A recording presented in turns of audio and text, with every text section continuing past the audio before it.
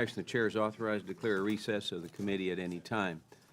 I recognize myself for my opening statement.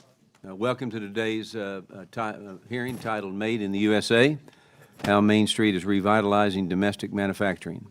I want to begin by thanking our witnesses for being here today. And across the country, Made in the USA businesses are driving local economic growth, strengthening domestic policy change, and revitalizing communities. They build, innovate, and create good-paying jobs in every corner of this country. Domestic manufacturing is critical to our economic strength, national security, and job creation. In the first quarter of 2025, the manufacturing sector alone added $2.9 trillion in value to our economy and employed over 13 million Americans. Small manufacturers make up nearly 3/4 of the industry and are driving local innovation and resilience. Revitalizing and expanding U.S. manufacturing isn't just an economic priority, it's a national imperative. That's why President Trump made bringing production back home a cornerstone of his economic agenda. And earlier this year, I introduced H.R. 3174, the Made in America Manufacturing Finance Act. This legislation supports President Trump's onshoring and reshoring efforts by increasing access to capital for America's small manufacturers. And by helping small business access the capital they need, they can modernize, expand, and compete effectively on a global scale. In addition, technology will continue to help these small businesses modernize the industry, and as advanced tools such as automation and AI are essential for the U.S. manufacturers to remain competitive and attract a new generation of the workforce. So yet small firms face regulatory burdens that cost small manufacturers nearly $50,000 per employee, which is twice as much as large manufacturers. Washington must cut red tape so Main Street American and Main Street manufacturers can successfully innovate and they can grow. All of this depends on strong and skilled American workforce, and with 437,000 manufacturing job openings today and a projected 3.8 million new positions by 2033, we must invest in the next generation of American manufacturing. And manufacturers need robust skills training, apprenticeships, and public-private partnerships to meet industry demand. Programs like the Department of Labor's registered apprenticeships and the SBA's new partnerships with trade schools and workforce programs and helping to prepare the next generation of skilled workers to invest in America's manufacturing future.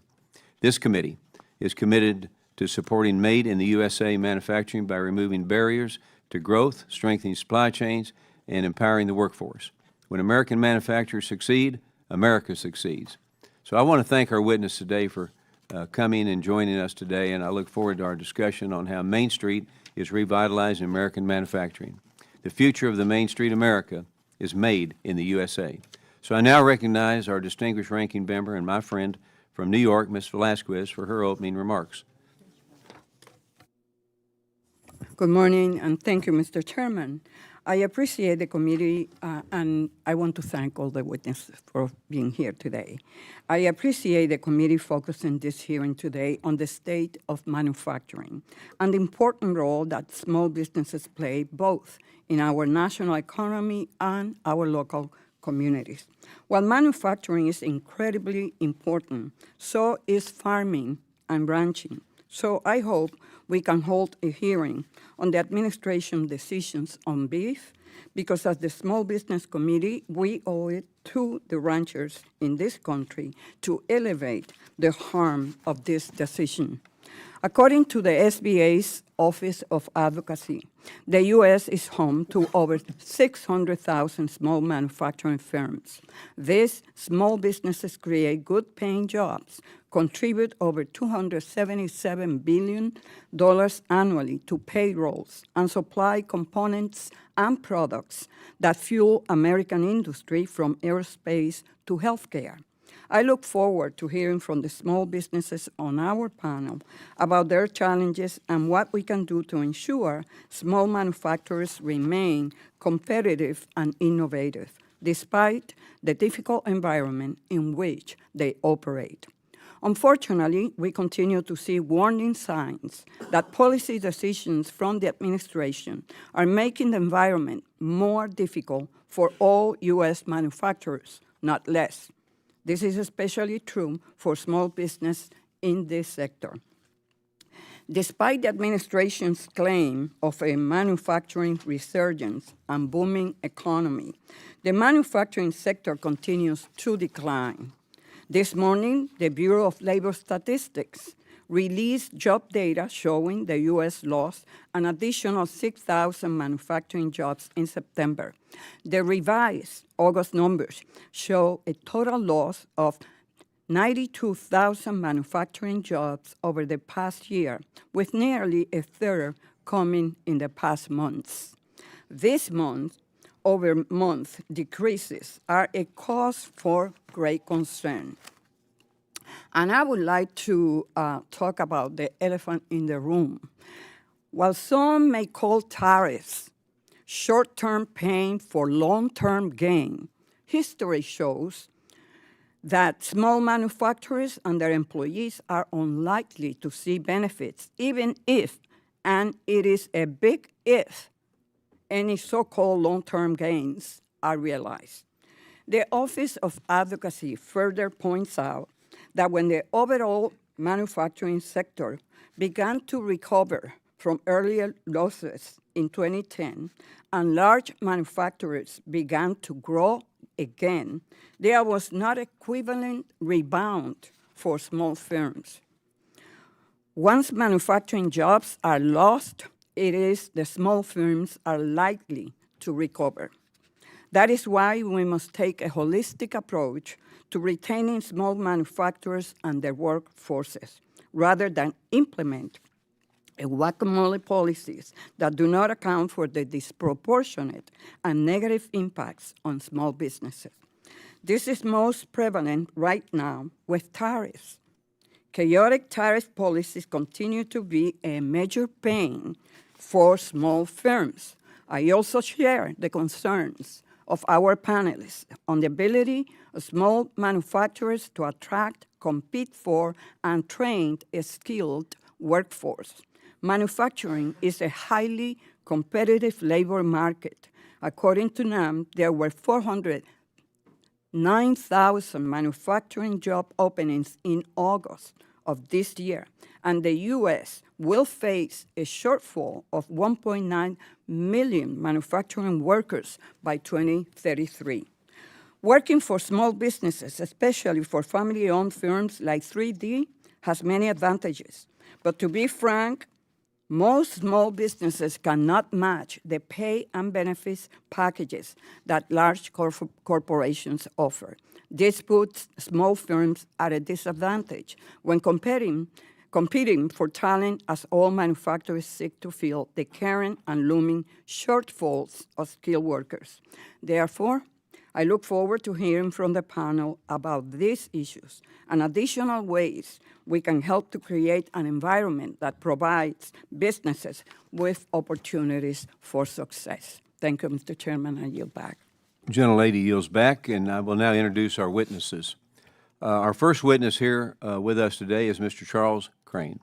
Mr. Crane is the Managing Vice President of Policy and National Association of Manufacturers here in Washington, D.C. In this role, he leads the association's best-in-class team of policy experts and advocates working to achieve legislative and regulatory outcomes that support the growth and success of manufacturers in America. And prior to this, Mr. Crane served as the association's Vice President of Domestic Policy. Mr. Crane began his career on Capitol Hill, working for members of the House Committee on Financial Services and Senate Committee on Finance. Mr. Crane received Bachelor of Arts in Political Science from Mercer University, and that is Toby the Bear, is it Mercer, isn't he? Okay, great. I want to thank you for being with us today, okay? Our next witness here with us today is Mr. Henry Mosher. Mr. Mosher is the founder and president of Reshoring Initiative in Sarasota, Florida.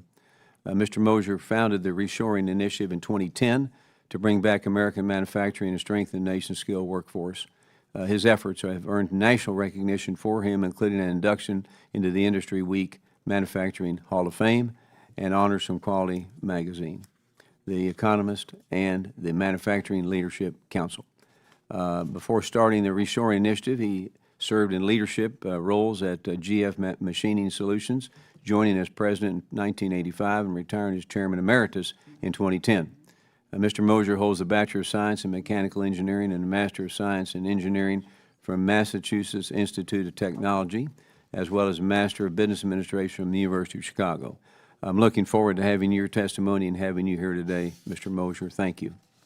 I now recognize my colleague, Representative Weed, from the great state of Wisconsin, to briefly introduce his constituent who is appearing before us today. Mr. Weed.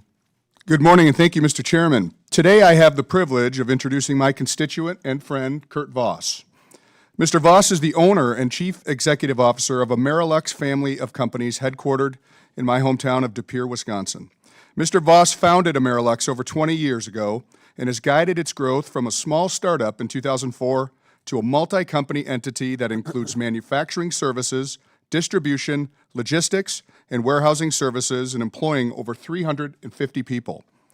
Earlier this year, Amerilux International announced a partnership with Brett Martin, a company based in Ireland, to form American Polycarbonate Company and to reshore polycarbonate manufacturing right in northeastern Wisconsin.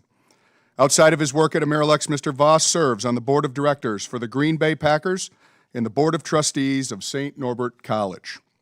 As a member of the board of trustees, he helped lead the St. Norbert Church Restoration Project, which is now known as the Cassandra Voss Center, in memory of his daughter. Entrepreneurs and great leaders like Mr. Voss are what make northeastern Wisconsin in the United States of America the greatest place in the world. Thank you for joining us today, Mr. Voss. I'm looking forward to our important conversation. Gentleman yields back. I thank you for that nice introduction. I now recognize the ranking member from the great state of New York, Ms. Velasquez, to briefly introduce our last witness appearing before us today. Thank you, Mr. Chairman. It is my pleasure to introduce our witness today, Mrs. Shirley Modlin.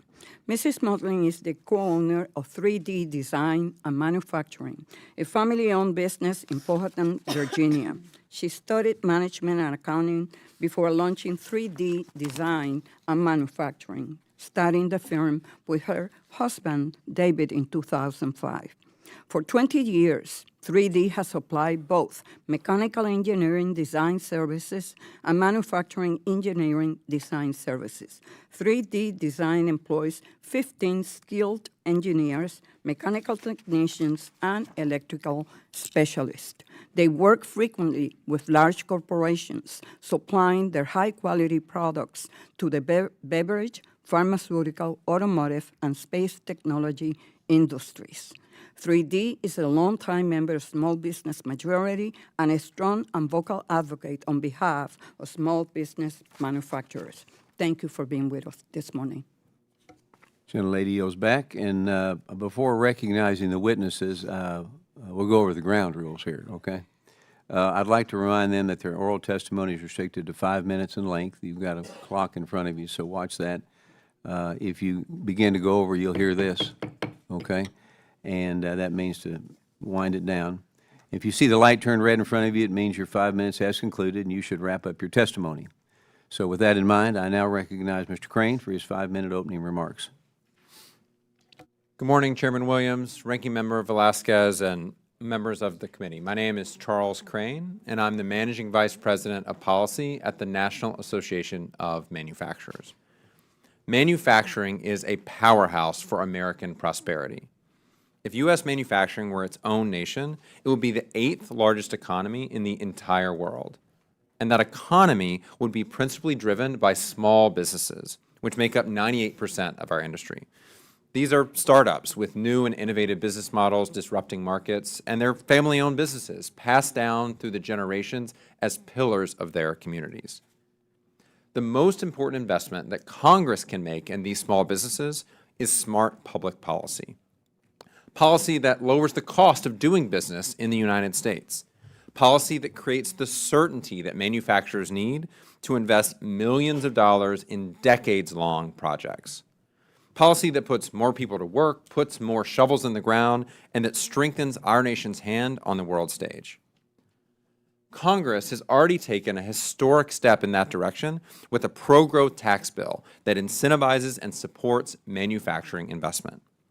By reinforcing and making permanent the 2017 tax reforms that led to record job creation and wage growth and capital investment across our industry, H.R. 1 strengthened America's leadership as a manufacturing superpower, and it saved 6 million American jobs. Now, more must be done to unlock the benefits of this historic and transformative achievement. This committee has already approved the Made in America Manufacturing Finance Act, to ensure that the SBA's loan programs are working as well as possible for small manufacturers who need capital to grow here at home.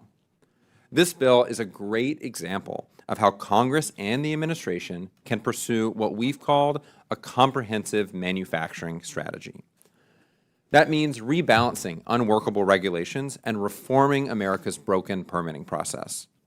It means investing in our nation's infrastructure and supporting American energy dominance. It means providing trade certainty that empowers manufacturers to make things in America. And it means investing in the manufacturing workforce of the future. We need all of these policies to build on the success of tax reform, to unlock small manufacturing growth, and to drive a true manufacturing renaissance. Let's start with permitting reform. We cannot become the best place in the world to build things if it takes us 80% longer to permit projects here in the U.S. as compared to other advanced economies. Unclear timelines, overlapping statutes, excessive litigation, these all raise costs for manufacturers, or they halt manufacturing projects entirely. Another roadblock to getting shovels in the ground is the burden of federal regulations. Small manufacturers spend on average $50,000 per employee every single year just on compliance. This administration has already made tremendous progress in right-sizing the federal regulatory environment, meaning that more projects will get off the ground, not get stuck in quicksand. We also need both energy dominance and trade certainty to further unlock manufacturing investment. An all-of-the-above energy strategy that harnesses America's abundant natural resources can power manufacturing into the future, while smart trade policy can ensure that we have the inputs and the machinery that we need to make things here at home, as well as the export markets to sell things around the world. Finally, for these investments to take root, we need a highly skilled manufacturing workforce. With 400,000 jobs open across the sector, manufacturers are committed to upskilling and training programs, and we need policymakers to deliver workforce and immigration policy solutions to help us fill jobs with the skilled workers that we need. This is the road to a manufacturing renaissance. It runs through a comprehensive manufacturing strategy, ensuring that all parts of the federal government are rowing in the same direction, toward an empowered, emboldened, exceptional manufacturing industry. Backed by the right policy choices, small manufacturers will deliver for our communities, for our country, and for our preeminence on the world stage. Because when manufacturing wins, America wins. Thank you. Thank you, and I now recognize Mr. Mosier for his 5-minute opening remarks. Thank you, Chairman Williams, Ranking Member Velasquez, and the members of the committee. I'm honored to be here. I'm Harry Moser, the founder and president of the Reshoring Initiative. So first, I'd like to summarize what's been happening. Manufacturing reshoring plus FDI, foreign direct investment jobs, we track them, they've increased from about 11,000 in 2010 to 240,000 per year last year, so annual rate, so up a compounded 25% per year. So it's been a very aggressive, successful trend. About 50% of the jobs that come back are in small business. So the major way through reshoring to bring jobs to small business is for big companies to reshore, decide to produce product here, source the components, the tooling, et cetera, from the small businesses. More effective industrial policy, something like what Charles recommended, can dramatically increase that rate of reshoring and FDI, perhaps double it. And if we did that, we could, by, say, 2040, increase U.S. manufacturing by about 40%, eliminating the goods trade deficit. That's our mission. A little background. The big companies make the reshoring decisions. There's certainly some small companies that import things, but it's basically the big companies that do most of the importing, and they can make the reshoring decisions, and then the work goes to the small companies. So it's essential to convince those big companies to reshore and then feed the market. An excellent example of this, a company I know well, is GE Appliances, headquartered in Louisville, Kentucky. They've been consistently reshoring and investing here, and they were the co-recipient of the 2025 National Metalworking Reshoring Awards. They've done a great job. They've invested, their current announcements come to a total of about $6.5 billion in investments, primarily for reshoring, primarily coming back from Mexico and China.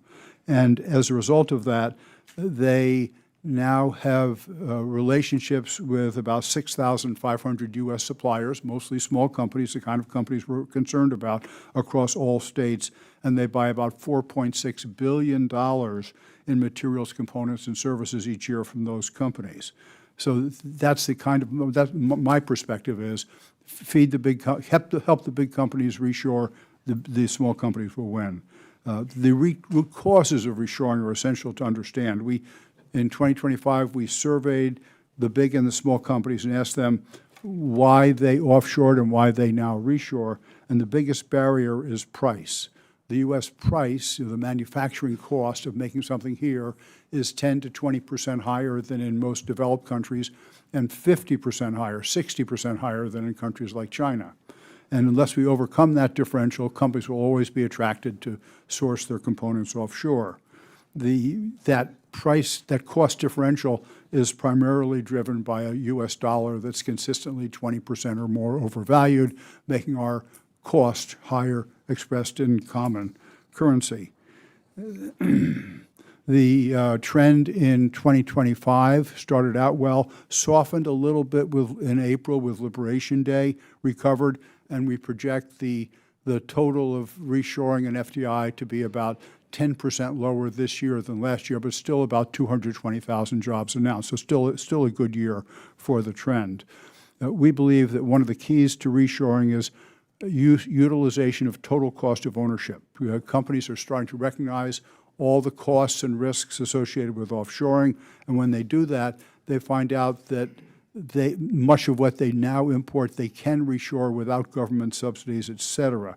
For example, comparing 190 cases of China versus the U.S., the U.S. win rate goes from 8% based on price to 32% based on total cost to 46% if there's also a 15% tariff on the product. So getting companies to do that, to use those methodologies, is the simplest, least expensive way to achieve what we want.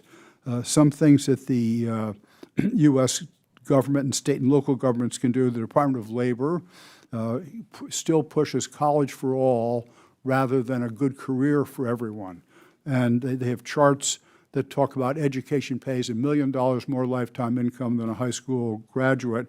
And if they would change that to include the income of apprentice graduates, then the parents and the guidance counselors would see that that kind of career is feasible.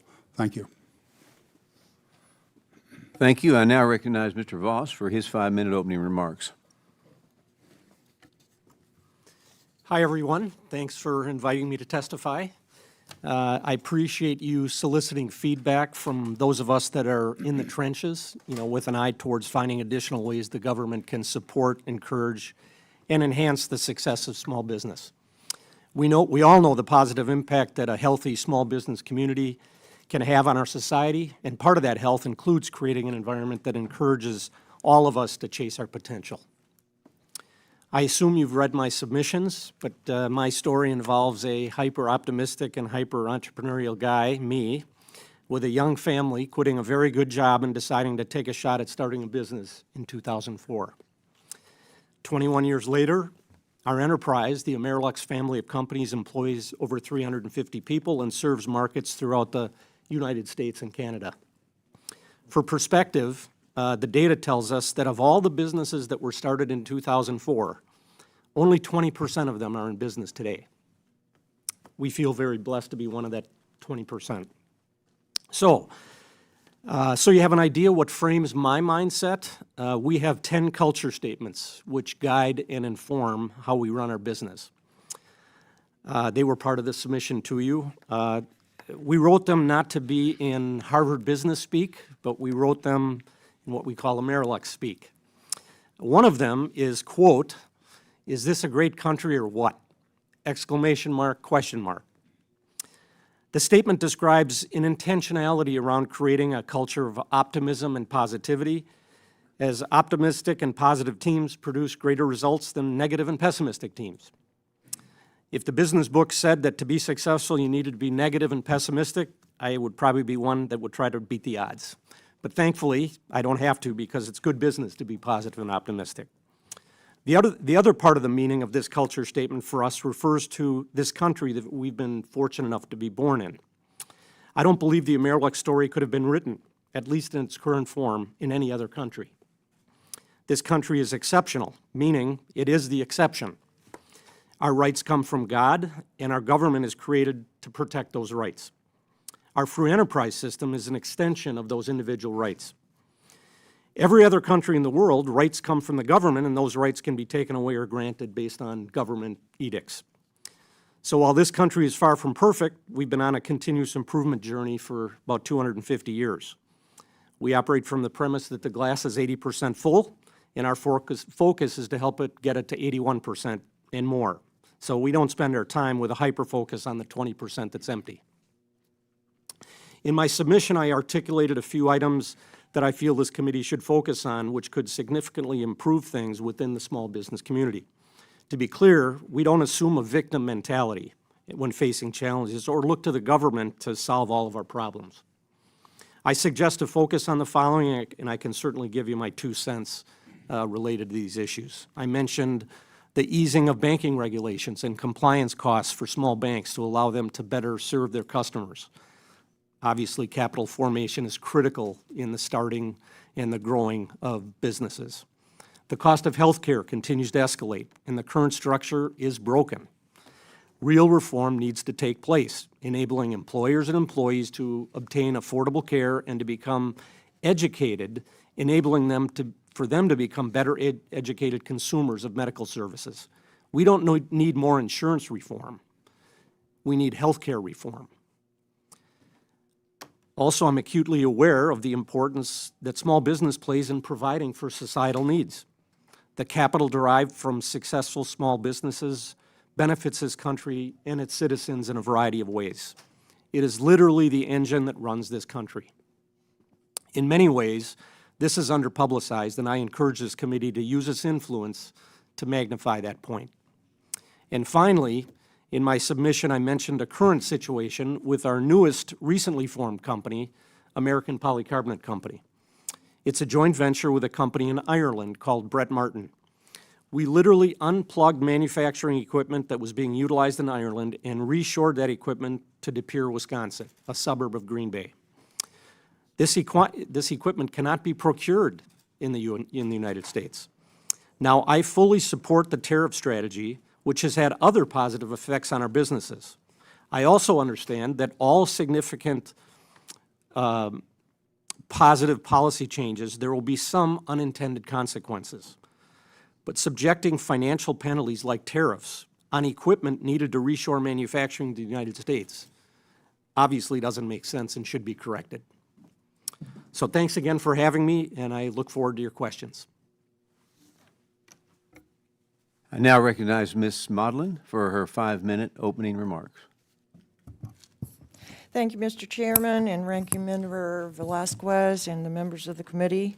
Thank you for this opportunity to speak today. I'm the owner of 3D Design and Manufacturing located in Powhatan, Virginia, and I also am a member of the Small Business Majority. I have been for a number of years. 3D Design and Manufacturing provides manufacturing engineering, design services, and obviously engineering design services.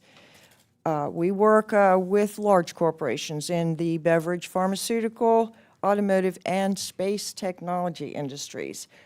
I want to emphasize the small manufacturers being a critical part of America's economy. Large corporations rely on the small businesses like mine to solve a lot of their problems. For example, when an assembly line at a large business breaks down, they will call us and we will go out very quickly, diagnose the problem, and make the repairment part and actually go back and repair the machinery and equipment. This happens very quickly to keep these lines moving in these large corporations and these big plants. So I appreciate the opportunity here to bring this to your desk. The importance of the small business in domestic manufacturing is essential. I do tell you that small business is struggling under the current economic conditions. We've been, 3D Design and Manufacturing has been in business since 2005, and we have never experienced such turmoil. This is largely due, unfortunately, to the tariffs. Our products are made in America, but we rely on aluminum, steel, and alloys, which are imported from Canada and Mexico. In addition to the bottom line hit, tariffs create this uncertainty. So that is that I never know what tomorrow will hold. A 25% tariff, a 50% tariff, no tariff, tariff on aluminum, tariff on steel, uncertain. It's very difficult in this environment to set prices for my customers. And this hurts. This hurts the small business. While we're being battered about, we can't do that to our customers. We quote our jobs and we hold our prices for at least 5 days. If in that 5-day period prices rise, we are going to take that hit. We can't pass that on to our customers because we're in a highly competitive industry as a small manufacturer, and these customers could take their business elsewhere. So tariffs are an essential challenge also in finding employees after the tariffs, rather. One of our challenges is finding employees because small manufacturers have to rely on a skilled workforce. They have to hit the floor and be able to work. And there's a tremendous shortage of these workers in manufacturing. It takes a minimum of a month to 3 months to see that employee put on the floor and begin to succeed in what they're being asked and expected to do. We invest a great deal of money in training that employee, and unfortunately, once the employee gets onto the floor, sometimes they don't work out. Sometimes they're not able to cut the mustard, if you will. So this shortage of workforce in our small manufacturing community is essential. Our 30-year veterans are retiring, and we do not have that up-and-coming skilled workforce to take their place. This is very, very important. So to recruit positions for what we need, it is not easy. They have to have a great deal of training and experience, and unlike the large corporations, they have these employees more ready to go on the floor. We find ourselves challenged to hire because we are competing against large corporations who offer the big, robust packages in benefits. So I suggest that we have some interest here to ask Congress to assist by exempting small businesses, not just industries, but exempting from tariffs.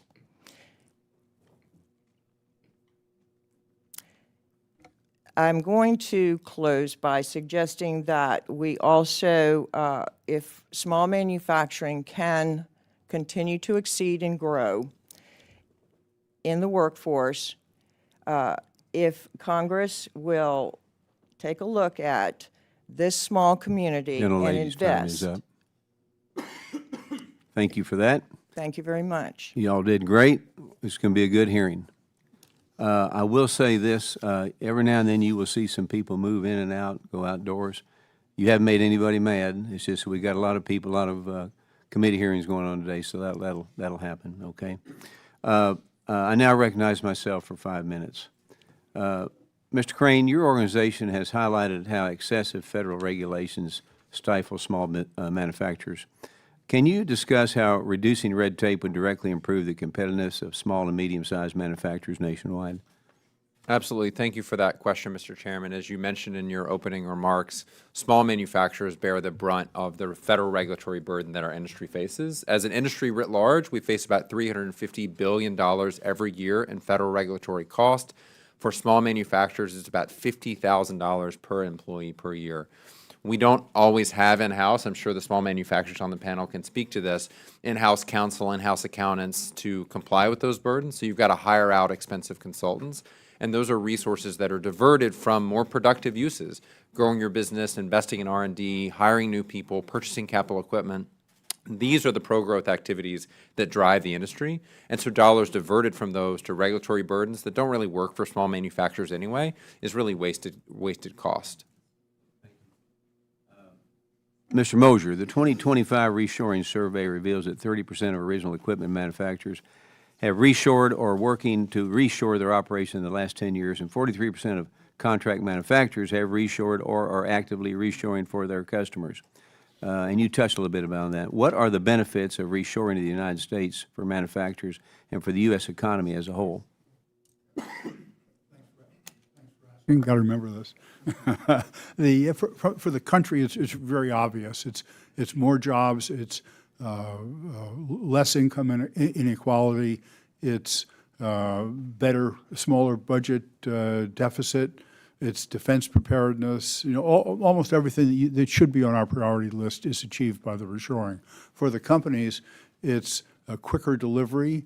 It's the benefit of having engineering and manufacturing close to each other, able to speak in the same language and optimize both the design of the product and the process for making the product.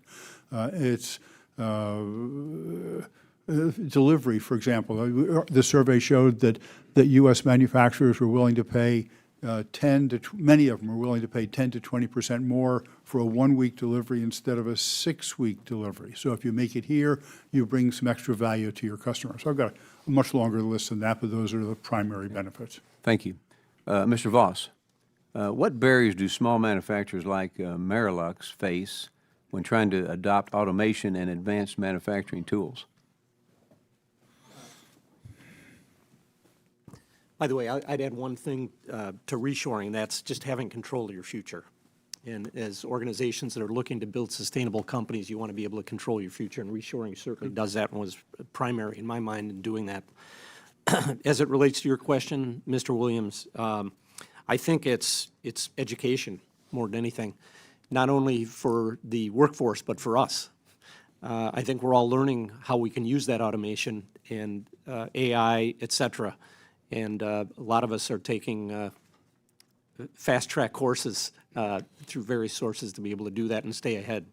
At the end of the day, we're all in a competitive world and a competitive environment, and no different than being out in the woods with 10 of your friends and a bear shows up. You got to make sure you can run faster than a couple of your friends. Well, it's the same thing in business, and that responds to your question. But we're going to have to do that if we're going to remain competitive, for sure. Thank you. Last question, Mr. Crane. Small manufacturers are key to modernizing American manufacturing. So what are you hearing from NAM members about workforce development opportunities and to ensure that they can train and retain talent for the next generation of manufacturers? Having skilled workers is absolutely an imperative for manufacturers, and specifically we need manufacturing skilled workers to fill the 400,000 open jobs that we have. These are machinists, they're technicians, they're welders, they're electricians that make our factory floors run.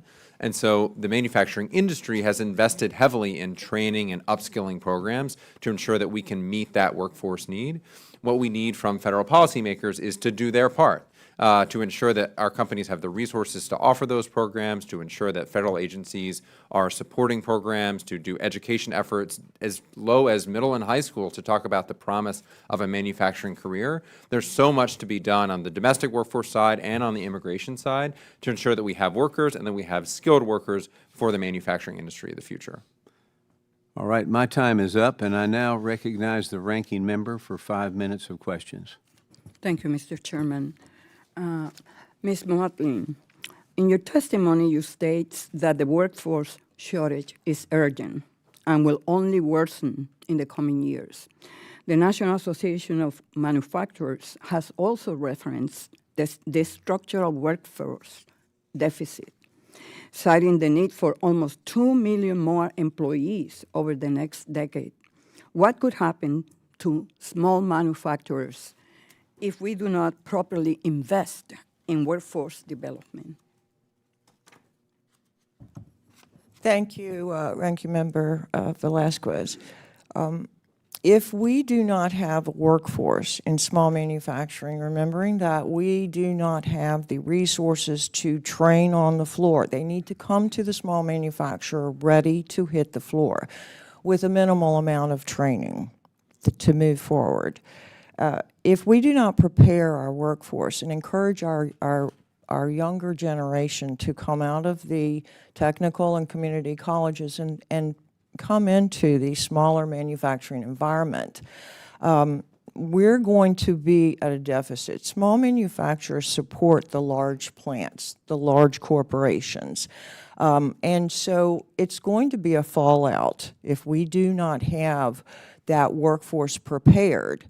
The small manufacturers are going to suffer, which is going to flow down, if you will, to the large corporations that we support. Thank you. And, we hear from small businesses that the president's tariff policies are harmful in and of themselves, but also that there's uncertainty and unpredictability are causing as much harm. Can you please briefly speak to the impact of tariffs on your business? Yes, unfortunately, tariffs do create, especially today in this environment, this unpredictability.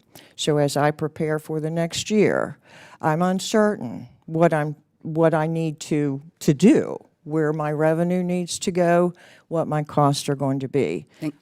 That's Thank you. the bottom line. And after the tariffs costs were passed on to you and your prices went up, have you seen any of those costs go back down as deals have been announced by the White House? No, they do not go down. Prices do not go down. Ms. Motley, this committee passed legislation to raise the SBA's loan guarantee limit from $5 million to $10 million for small manufacturers. How would that impact your firm? Unfortunately, it wouldn't impact me. I couldn't take on that level of debt, especially in this economy, especially with this uncertainty. Okay. Mr. Croin, you mentioned one of the aspects that you mentioned was immigration. What aspect of immigration were you referring to? Thank you for that question, Madam Ranking Member. As I said earlier, manufacturers need skilled talent to fill the open jobs that we have that both you and the chairman have referenced. When we think about immigration, we think about supplementing the domestic workforce. We are invested in training and reskilling that workforce, but we do still have open jobs despite those efforts.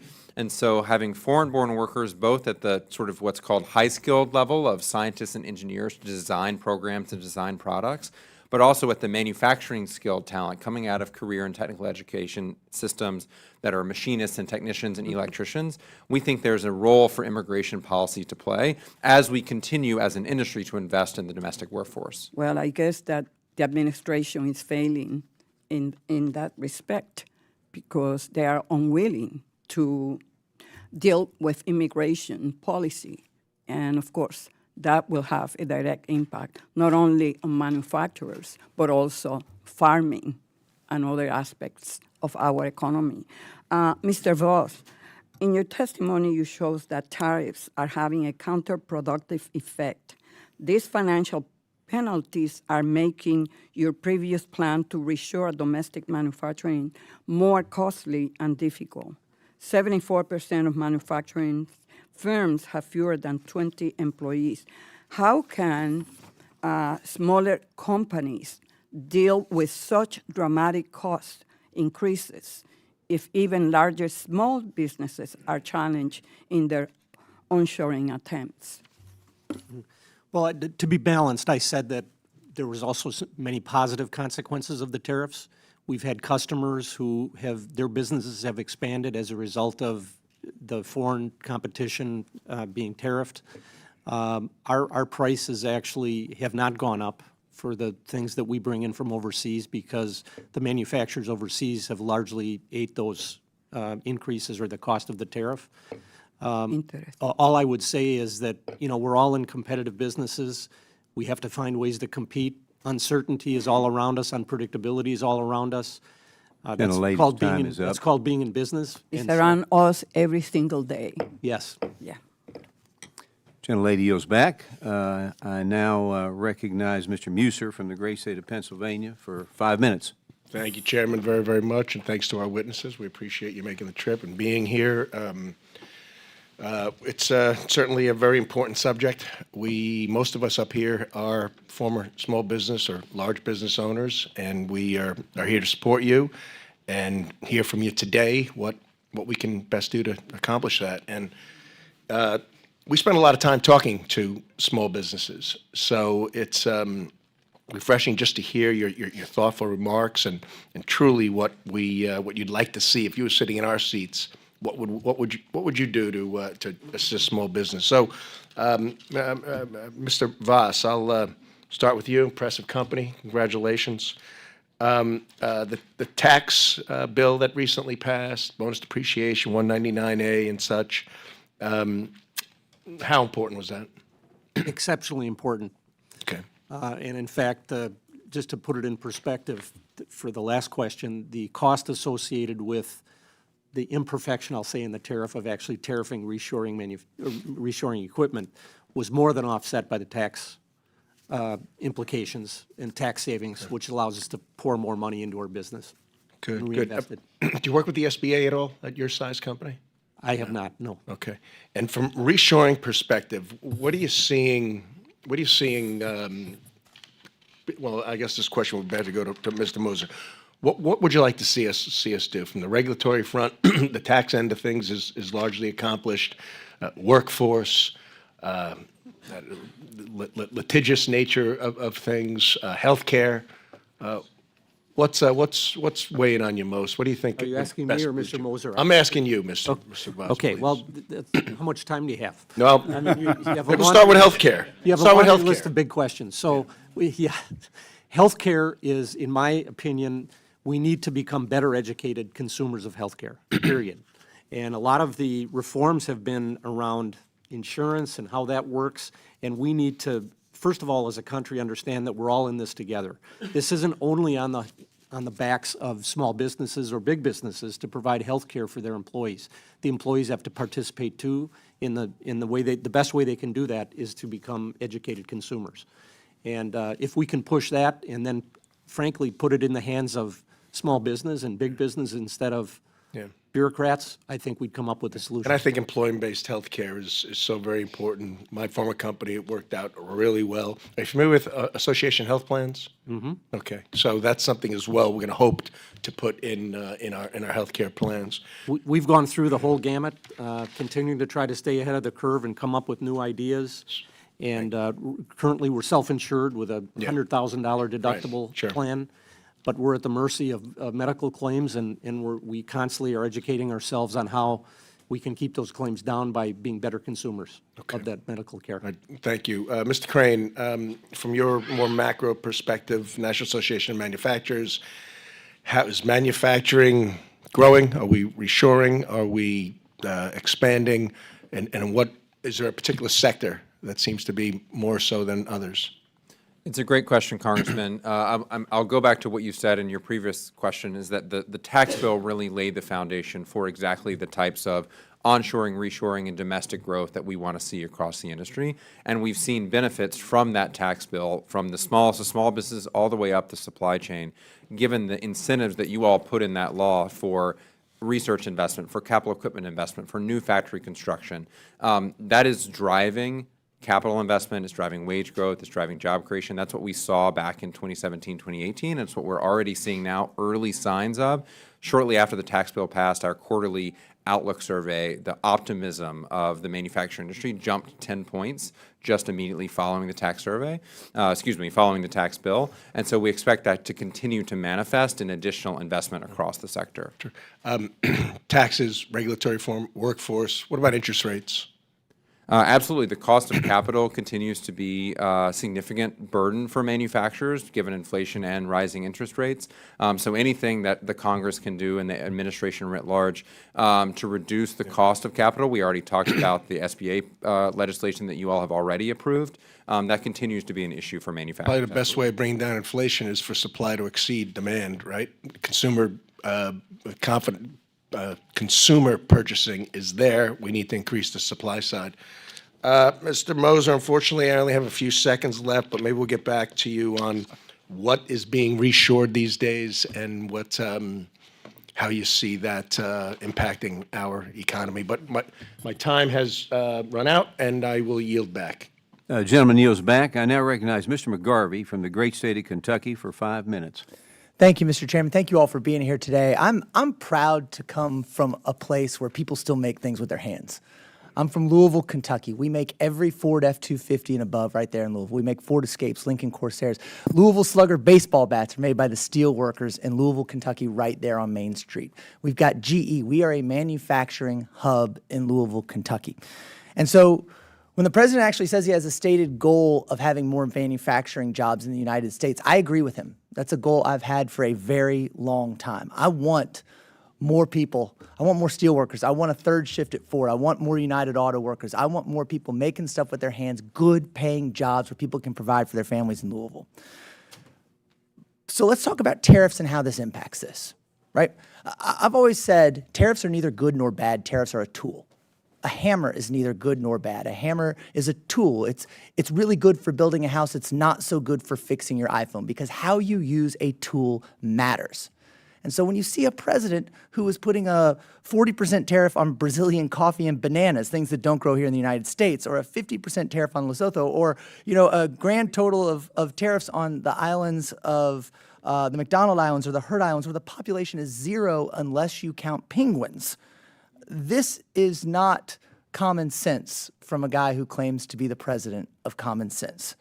So let's talk about how this is impacting people across this country and how this is impacting people right in my district in Louisville, Kentucky. Mr. Moser, if you're a company that wants to make a $500 million investment in U.S. manufacturing, but in order to make that investment, you need to import a German stamping press or an Italian 6-axis robot or a Japanese injection mold line, do you have to wait until we start making those things in the U.S. before you make your investment? Or are you just expected to pay an exorbitant tax on importing these machines?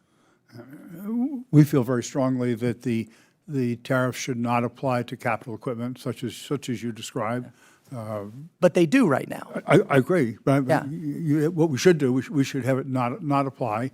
The rate of U.S.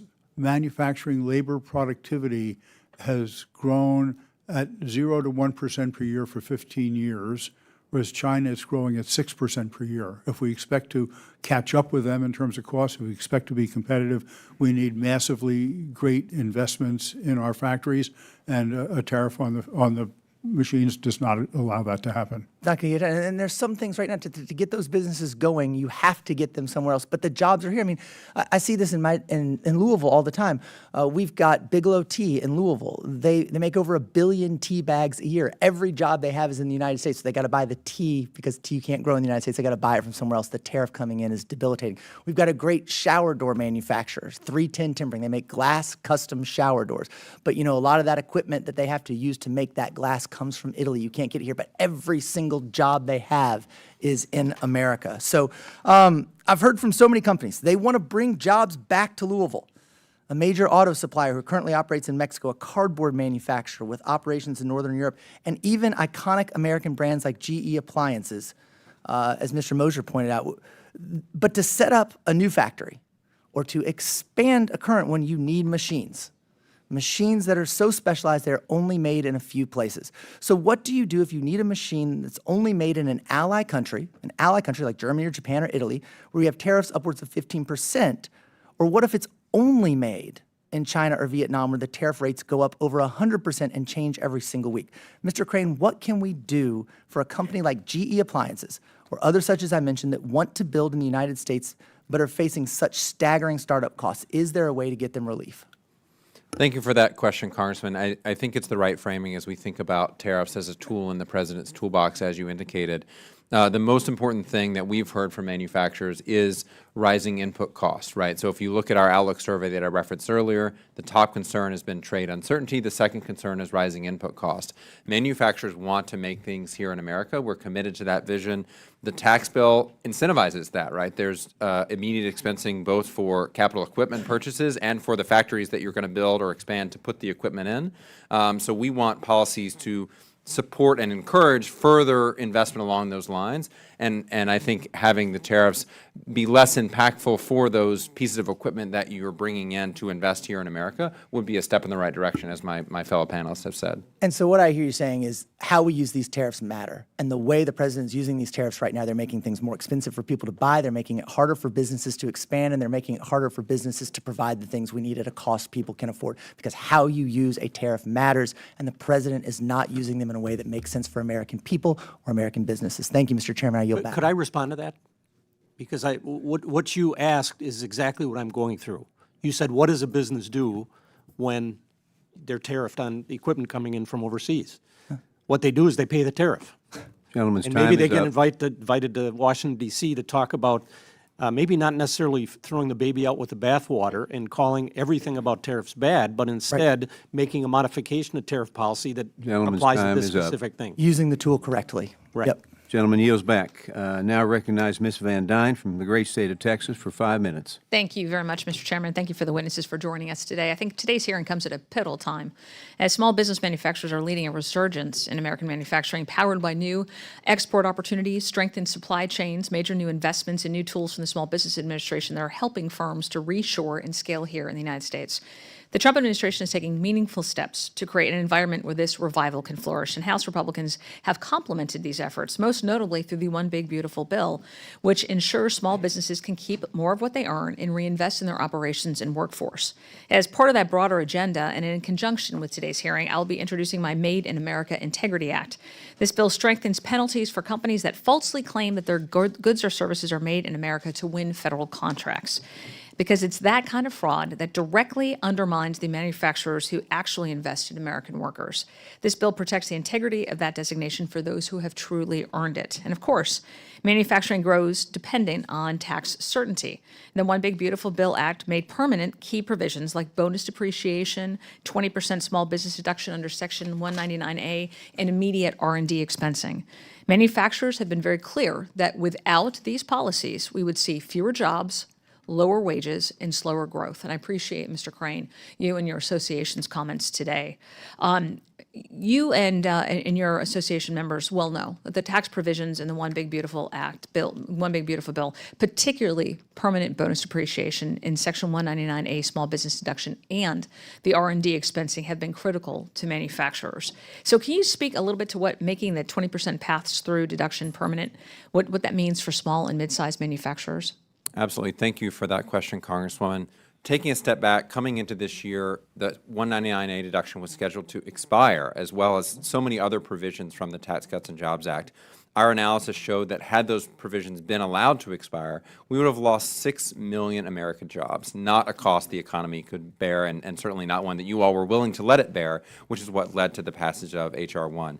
When we think about the pass-through deduction, the 199A deduction specifically that you mentioned, 96% of manufacturers are organized as pass-throughs. So their effective tax rate— What percentage? 96% of manufacturers are organized as pass-throughs. So their effective tax rate is dictated by whether or not the 20% pass-through deduction exists.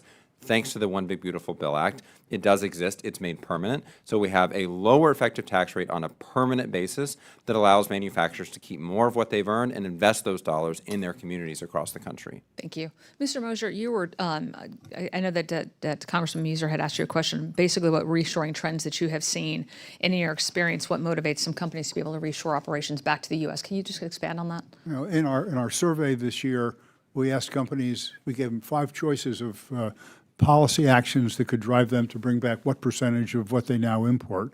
And they gave nice responses for lower taxes, less regulations, lower dollar, things like that. They gave the highest priority to skilled workforce, significantly higher than any of the other things that politicians typically talk about, and because they understand that if we're going to increase significantly in manufacturing, you need more people to do it, and you need better trained people, because we don't do as good a job of training hours as, say, Germany, Switzerland, Austria, China do, where they have good apprentice programs, excellent training. So the combination of more and better trained people is the #1 priority to make I think it that should be a happen. wake-up call, by the way, to our universities and our high schools. And this is exactly what we're trying to take on in Ways and Means, to make sure that if you're getting federal dollars, that we're actually training a workforce that can get jobs and be successful Exactly. and meet the needs of our growing American businesses. Mr. Voss, I appreciate you being here today, and I want to give you an opportunity to actually answer the question that you got stopped during the last questioning about the tariff concerns. I look at this as almost like a Rubik's Cube. It's tariffs, trade, and our taxes. And tariffs, trade, taxes, being able to be flexible, knowing what is working, when it's working, and being able to move on a dime as opposed to doubling down on failure is really a smart approach. What have you found as far as our tax policies and how that's being affected with our tariffs? Well, there's many puts and takes as it relates to an income statement of a business. Taxes are one of the takes. Tariffs are one of the takes. The current tax and incentives made it a put for us. So these things, we're constantly balancing those things. My point is that, I'm not here as a political person. I'm here as a business person, and no one can debate the fact that manufacturers in the U.S. have been at a huge disadvantage for decades. It started to be corrected. We've been competing against foreign competitors since our existence. It's been very tough because of the unfairness associated with, how they're treated. So it's a breath of fresh air. We're gaining business as a result of the tariffs. Bless you. Thank you. Gentlelady's time is up. The things that we buy from overseas, we have not paid a very small fraction of what the tariffs is. They have eaten most of them. Now, on the other hand, tariffs have been bad for me because Gentlelady's time brought is in up. equipment that I got tariffed on that probably shouldn't have. Awesome. Thank you very much. I yield back. Gentlelady yields back. I now recognize Ms. Simon from the great state of California for 5 minutes. Thank you, Mr. Chairman and Ranking Member Velasquez, for holding this hearing, and thank you all for coming out today. This has been very, very thoughtful and helpful. I'm proud to represent the East Bay in California, California's 12th district, and it's a district where innovators are building technologies that will power and define both this and the next generation. From artificial intelligence that can diagnose early-stage disease to clean energy, solutions that are powering the transition away from fossil fuels. Our small businesses are proving day and day that they are the backbone and the lifeblood of our economy. This summer, I had the privilege of spending time and touring a remarkable small business in my district that manufactures autonomous maritime drones. I know, it's a thing. Maritime autonomous drones. The incredible technology at this small business is designed and manufactured, however, receives components sourced from 43 states across this great nation. And this small business is a model for how businesses can create hometown jobs, drive technological advancement, and support local communities. Their story serves as a powerful reminder that when we invest in small businesses deep in our communities, we are investing truly in the national supply chain. But even cutting-edge technologies like these in my district face very similar challenges, some challenges that we heard today. Manufacturers across the country have been speaking out to, I think, members on both sides of the aisle in this committee about these challenges. How can they compete with larger businesses in recruiting and retaining a skilled workforce when employees and their families require and deserve not only fair wages, but affordable, comprehensive health care? Mrs. Moldman, I have a question for you, actually a couple. Do your employees use ACA Marketplace? Yes, they do. I love when you answer quickly, thank you.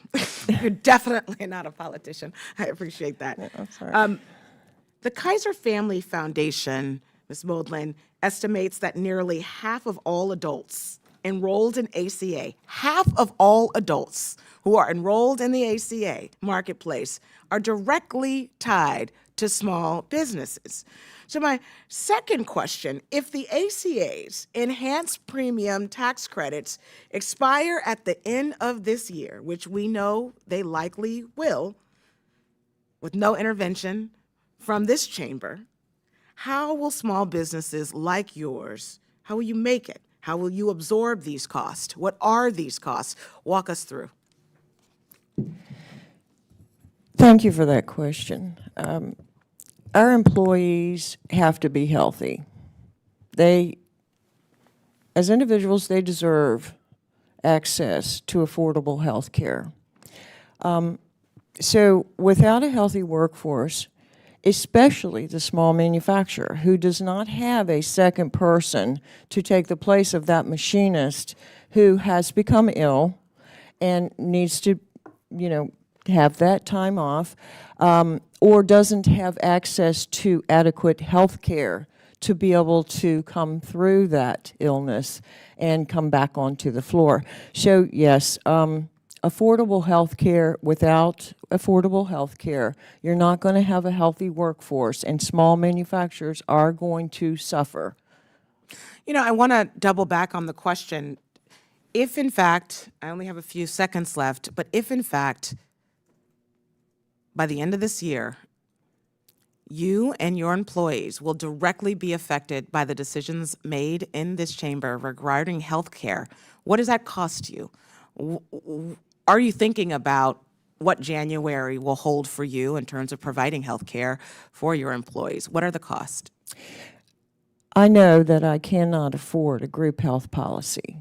That is why my employers, I work on a reimbursement program. Right. Where I pay my employees a certain amount of money each month to help them with their premiums for health care.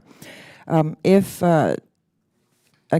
I can only say that the health care, if the health care is not available and affordable to our employees, we cannot afford a group health policy. Right. So we're going to have people that are uninsured, and you're going to have a loss in the workforce. It's going to be a fall down, if you will, or a flow down, because the employee without proper health care is not going to be able to come to work. We do not, in small manufacturing, have access to a second person to slip them into that job. So small manufacturing definitely will suffer. Time is up. I appreciate your answer, and thank you, Mr. Chairman. I thank you for being here and expressing this real need. Thank you. Gentlelady yields back. I now recognize Mr. LaLota from the great state of New York for 5 minutes. Thank you, Mr. Chairman. Mr. Moser, how you doing this morning, sir? Doing fine. Thanks for having me here. Good. I understand you're the president and the founder of a company that is in the business of onshoring and reshoring. Correct. So your business is to help bring back manufacturing jobs to America? We're a nonprofit, and we help companies understand all the costs and risks of offshoring and provide them with tools to help them make the decision and implement it to bring the work back. That's noble work. How's business going? We don't make any money, but we've achieved a lot. As I mentioned before, the total number of jobs per year reshored has gone from 11,000 in 2010 to 244,000 per year last year. So the results are, I'm pleased. I'm delighted overall. Great. We appreciate that work, and I don't mean to put you on the spot, but I read your biography. I see that you have a bachelor's and an MIT, and a bachelor's and a master's from MIT, and an MBA from the University of Chicago. So I'm going to presume you're our numbers guy on the panel this morning, if that's okay with you. I hope it is. Yes? What do you understand about America's trade deficit internationally?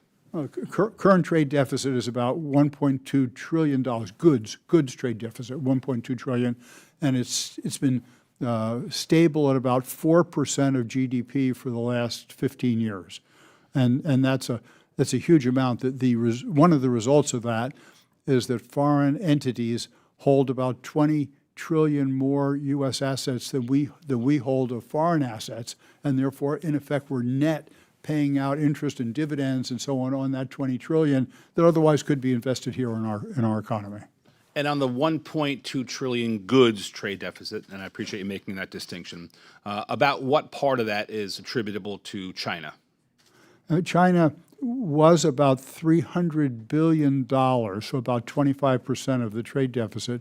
And now, last year, I think, or this year, one or the other, down to about 218 billion. So it's definitely come down because we've, not buying as much. But some of what they used to ship to us directly, they ship through Mexico or Canada or Vietnam or somewhere else. So it's not quite as big a reduction as I described, but they're still huge. And back to the 1.2 trillion, how far back does that go? How long has it been that big of a trade deficit? For about 15 years, it's been 4% of GDP, which means 15 years ago, it was maybe 900 billion as opposed to 1.2 trillion. Should Congress care about these trade deficits? Why, if they are important, why are they important? They're incredibly important. One of the people I follow is Ray Dalio, Changing World Order. Some of you have probably read, and he describes how hegemons or empires or countries rise and they peak out and they fall. And one of the characteristics of being up here and starting to fall is a declining competitiveness. When a country or an empire gets into that condition, it's not competitive, it's got too much debt, it can't pay its bills, et cetera, that's when you can tell that they're doing this. And so by reshoring, by stabilizing, by reversing those trends, I'm convinced we can stay up here nice and solid rather than entering a decline. And you've explained a little of the ways that from a policy perspective, we can stabilize that negative trend and perhaps get back in the right direction. I've read some of Dalio's material, and this is informative to me, and I'm aware of some of the numbers. On Long Island, a district I represent, we've lost a heck of a lot of manufacturing jobs. We used to have about 88,000 manufacturing jobs. Now we're in the mid-60s on that stuff, and we're looking for solutions towards that. What is the benefit in your mind of onshoring, reshoring jobs from a quality of life perspective, from an inflation perspective, from an affordability perspective? Why should Congress care to promote policies that onshore and reshore? From a national perspective, I think at the bottom line, the defense infrastructure, the ability to produce the missiles and the bullets and the tanks and everything else we need, hopefully we'll never need. But if we do need them, we have to be able to produce them, and we don't have anywhere near the capability to produce them. But also in terms of excellent jobs. Used to be a manufacturing job was a great job, and it's not seen that much anymore. But it's starting to come back, and especially as we promote the success of reshoring, the success of manufacturing, more of our youth will choose that role and have excellent careers. Thank you. Appreciate you being here today. Thanks for your questions. Mr. Chairman. Thank you. Gentleman yields back. I now recognize Ms. Sculton from the great state of Michigan for 5 minutes.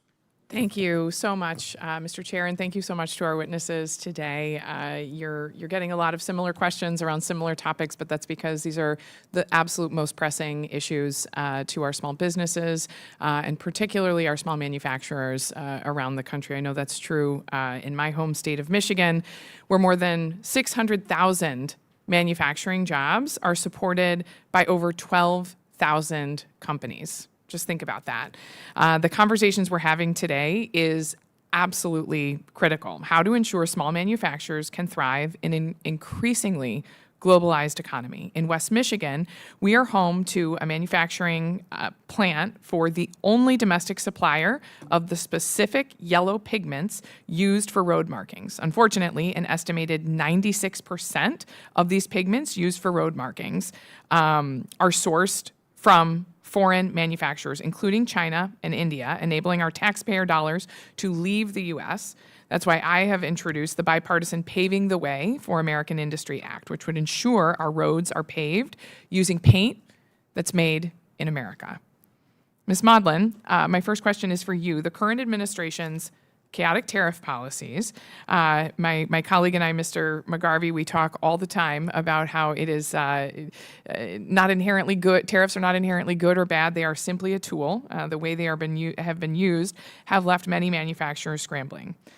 What more can Congress do to protect businesses like yours and the one in my district that are critical to keeping our supply chains at home? Congress specifically, we're here from you. Thank you for the question. I have to say, to begin, exemption for small manufacturers, exemption from those tariffs. That would be the ideal position to take to encourage and support the small manufacturing environment. I have a series of questions, so I'm going to kind of go through them quickly. But sticking with you, Mrs. Modlin, your testimony touches on the importance of having resources to train staff. One thing I really hear about from small business owners in my district is the need for more training resources, in addition for their guidance on how to utilize the latest technologies for their business. My bill, the AI Wise Act, just passed out of this committee on a bipartisan basis earlier this week, and it would ensure that small business, the SBA specifically, adds educational content on utilizing artificial intelligence so business owners can have the tools that they need to strengthen their businesses. It's critical that we support entrepreneurs in this way. Are you aware of any programs through the SBA that help small businesses currently embrace new technologies? I have to say that I am not currently aware of any SBA programs that would directly assist the small manufacturing environment. And moving on, thank you for that. We're hoping to change that. Michigan is home to a manufacturing extension partnership program that has been a critical resource for manufacturers in our state for decades. The Michigan Manufacturing Technology Center has been uplifting businesses that support, with the support of congressionally directed MEP dollars. In 2024 alone, MMTC helped clients increase sales by over $158 million. Think about that revenue generation. Earlier this year, the Trump administration notified MMTC that it would not renew its MEP cooperative agreement, jeopardizing 157 manufacturers in my district, over 16,000 workers. I fought back, calling on the administration to renew the MEP agreement, and won as the administration later announced that they renewed this agreement. It was critical. Mrs. Modlin, I want to ask, have you had any experience with the MEP programs, and do you think SBA could collaborate with MEP centers to better assist small manufacturers? I have not had direct, work. I've not worked with an MEP, program. But I do understand it enough to suggest that it would definitely be something that would benefit the small manufacturer. And so the answer to that is because I have not used the MEP SBA programs, I just can suggest that it would be beneficial in the small manufacturing environment. Okay, that's very helpful. My time is up, so I yield back. Thank you. Gentlelady yields back. I now recognize Mr. Weed from the great state of Wisconsin for 5 minutes. Thank you, Mr. Chairman. Thank you to all the great witnesses here today. This is a very good discussion and very important to our priority in reindustrializing this great country. And I think I just really appreciate all of your expertise. In my district, from paper to shipbuilding, plastics to heavy manufacturing, Northeast Wisconsin is a manufacturing powerhouse, employing almost a quarter of the working population. In my district, also 90% of all manufacturers are small businesses. We obviously have a lot of challenges. Some of the challenges that we face are difficulty in finding skilled workers, and of course we see a declining interest in our trades, and so obviously that's one of the major issues that we're dealing with. First question I'd like to go to, though, Mr. Voss, in your statement, you talked about companies that you work with overseas. In your experience, that you said were eating the cost of tariffs. Can you expand on your experience in working with other companies and importing and the cost of tariffs? Sure. So through the years, we have imported from manufacturers abroad. We still do. A much lesser percentage of the goods that we distribute it come from foreign sources. But the ones that we continue to do now, we have not seen an increase in our costs because we've pushed back. Because frankly, if they would have put the burden of the tariff on us, they would have no longer been competitive. So in that case, the tariff did exactly what it was supposed to do, in that they took a smaller slice of the pie rather than passing it on to the consumer here. And moving forward, we're seeing input costs, polycarbonate resin, for example, the cost of that is coming down. And that's reflected in our pricing to our customers and our customers' pricing in the marketplace. What would be the cause of those prices coming down? Or what would be the reason for that? Well, first of all, competition. Second of all, they're petroleum-based, and the cost of petroleum has come down over the last couple of years, or the last year for sure. Not couple. And I also want to expand on your experience that you have right now in partnering with the Irish company to reshore the polycarbonate manufacturing. How has controlling your supply chain benefited you? And tell us about that experience. Well, a good example, and I tell this story, we were the master distributor for a couple of very large manufacturers, big companies. And we periodically get the Dear Valued Customer letter that the price is going up due to various things that they articulate in the letter. Well, it was just at that time that we were having a routine review of our business model with our newfound partner. And our deal was that we were going to buy from, in other words, the polycarbonate manufacturing company sells to one of our company too, our sister company. And we were talking about the pricing along that. And we were pushing back because the pricing had come down a little bit since the last time we had reviewed this. And at the same time, at the same week that we got letters from two of the major manufacturers saying that the pricing had gone up, in talking to our partner who buys polycarbonate resin, they're one of the biggest polycarbonate manufacturers in the world, they said, well, that's not surprising because the cost of resin has actually come down. We wouldn't have known that as a distributor, but as a manufacturer, we do know that. So again, having our future in the hands of either foreign companies or companies that maybe are owned by private equity are different than having control of your own future. And so that was a big driving force in our strategy. Well, how, in your opinion, how are manufacturers, what's their ability to reshore, expand their operations? How are they hurt by overregulation? I hear about regulation. I was in my own business for 30 years. I struggled with overreaching government regulations on a daily basis, very, very costly, to $50,000 per employee. Can you expand? Well, all I can say is, my experience is that, what starts off as a good idea morphs and evolves, and you have people that are implementing those policies and procedures, and they get overzealous and they want to justify their existence. And those bureaucracies continue to increase, and many times the regulations expand beyond what the original scope was intended to be. We haven't, frankly, encountered that to a large degree, so it's hard for me to comment specifically on that. All right. Thank you again to all the witnesses. With that, I yield back. Gentleman yields back. I now recognize Mr. Olszewski from the great state of Maryland for 5 minutes. Thank you very much, Mr. Chairman, to our ranking member, and to all our witnesses. Appreciate you all being here today and to discuss how we can advance domestic manufacturing for American workers and families. Mr. Mosier, I believe both you and I grew up watching businesses support our neighbors and families, some of those businesses unfortunately being removed from global offshoring.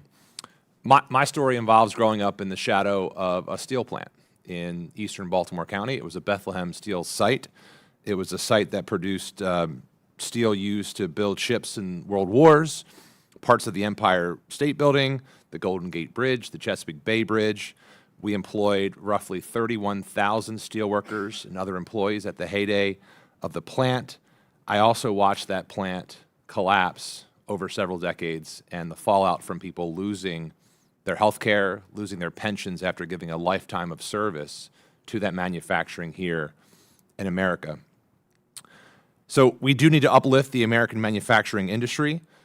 Clearly, I was shocked when we saw the tariff policies of this administration take place. I agree with my colleague, Mr. McGarvey, earlier that it is a tool that can and should be used in important and critical situations. I would have loved to have seen action with tariffs when China was dumping steel, very cheap steel that really put and pushed that plant towards its closure. And so certainly welcome the conversation, but think that tariffs need to be thoughtful as we do that. In 2023, through both the Infrastructure Investment and Jobs Act and the Inflation Reduction Act, that steel site that I spoke of earlier received investments to become Maryland's first permanent offshore wind turbine factory under a new name, Sparrows Point Steel.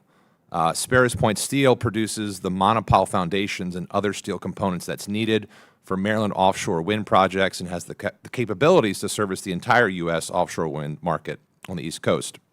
It is a job-creating engine there that has the potential to put thousands of people to work, not in China, not in Europe, but right here in America. And my concern is after we've already gone through this experience where we've seen a steel plant shut down, we are now on the cusp of having a revitalization of manufacturing in my district. We are seeing an administration playing political games with arbitrary tariffs, but also skyrocketing healthcare costs, and even trying to cancel support for the very projects they profess to believe in, manufacturing. This administration pulled back a $47.4 million grant from this project, jeopardizing it. How is that making America great again? More recently, we are also dealing with the fallout from the collapse of the Francis Scott Key Bridge. It is a critical lifeline not just for Maryland and the Mid-Atlantic, but for moving goods throughout this country. And so I stand ready to continue advancing opportunities and legislation to encourage manufacturing and working on training that was mentioned earlier. And of course, look forward to those productive dialogues. So I have a few questions on that because I'm also concerned about the impact of tariffs on that critical infrastructure project. So first, on the bridge, clearly steel and other components are a big part of that construction. Would the panel here support exemptions for large-scale American infrastructure projects that will rely on tariff goods that are going to drive up costs for businesses, consumers, and taxpayers alike? Is that something that we think we could be supportive of in that work? Exemptions from what? Large-scale infrastructure projects such as the rebuild of the Francis Scott Key Bridge in Baltimore. Well, I agree that all those components should be sourced in the U.S. And if not, though, should steel or other products, if they're not sourced here, should they be charged a tariff? Yes. Yeah. You think they should? Okay. And then regardless of where the tariffs are coming or your positions on tariffs, I'm just curious for the panel here, going back to that grant for Sparrows Point Steel, do you think we could or should look at ways to use that tariff revenue to support those projects rather than pull that funding from them? That's a policy question. You've got a million different projects and a lot of hands out, and you've got to decide where it best goes. Well, in general, should How we is be this supportive, steel- but how should we is- be investing in Should we be investing manufacturing bridges? in the United States and when we have these types of opportunities to reintegrate manufacturing in the United States? I mean, is it good policy to pull awards when we have a $500 million manufacturing project on the books and that's moving forward to then pull that funding? I don't know enough about it to respond. All right. Thank you, Mr. Chairman. I yield. Gentleman yields back. I now recognize Ms. King Hines from the Northern Mariana Islands for 5 minutes. From the Great Mariana Islands. Thank you, Mr. Chairman, and thank you to all of you for making time to be with us today. I'm from the Marianas, and we have one economy. We're trying to diversify because we've seen a lot of interest with regards to manufacturing, right? Folks who want to come and set up shop there. So I'm very focused on the conversation with regards to retaining the right amount of workforce to be able to sustain manufacturing, because that is our biggest challenge. And so we've talked about the problems, right? I think a lot of you have kind of alluded to different things. I'm kind of more focused on what is it that Congress can do to actually address the problem so that however many years from now, we don't have this massive amount of shortage, right, that can't sustain your industry. And I'll open up the floor to whoever wants to answer first. I can go first here. Go ahead. I was just going to say, we haven't talked that much about healthcare, and we know about these credits that are expiring. I just don't think we should keep subsidizing a broken system. The healthcare system is broken. We need a new strategy. So to the extent that we continue to tax ourselves to pay for a broken strategy, and then us employers, it costs us more to provide health insurance for our employees, that's what's got to stop. So this isn't about whether or not to extend a credit on a failing system. Throw out the system and start over and find a system that works and is cost competitive with the rest of the world. Well, I could put that in perspective. It turns out that the average healthcare cost of a family of 4 in the U.S. equals the average wage of a Chinese worker.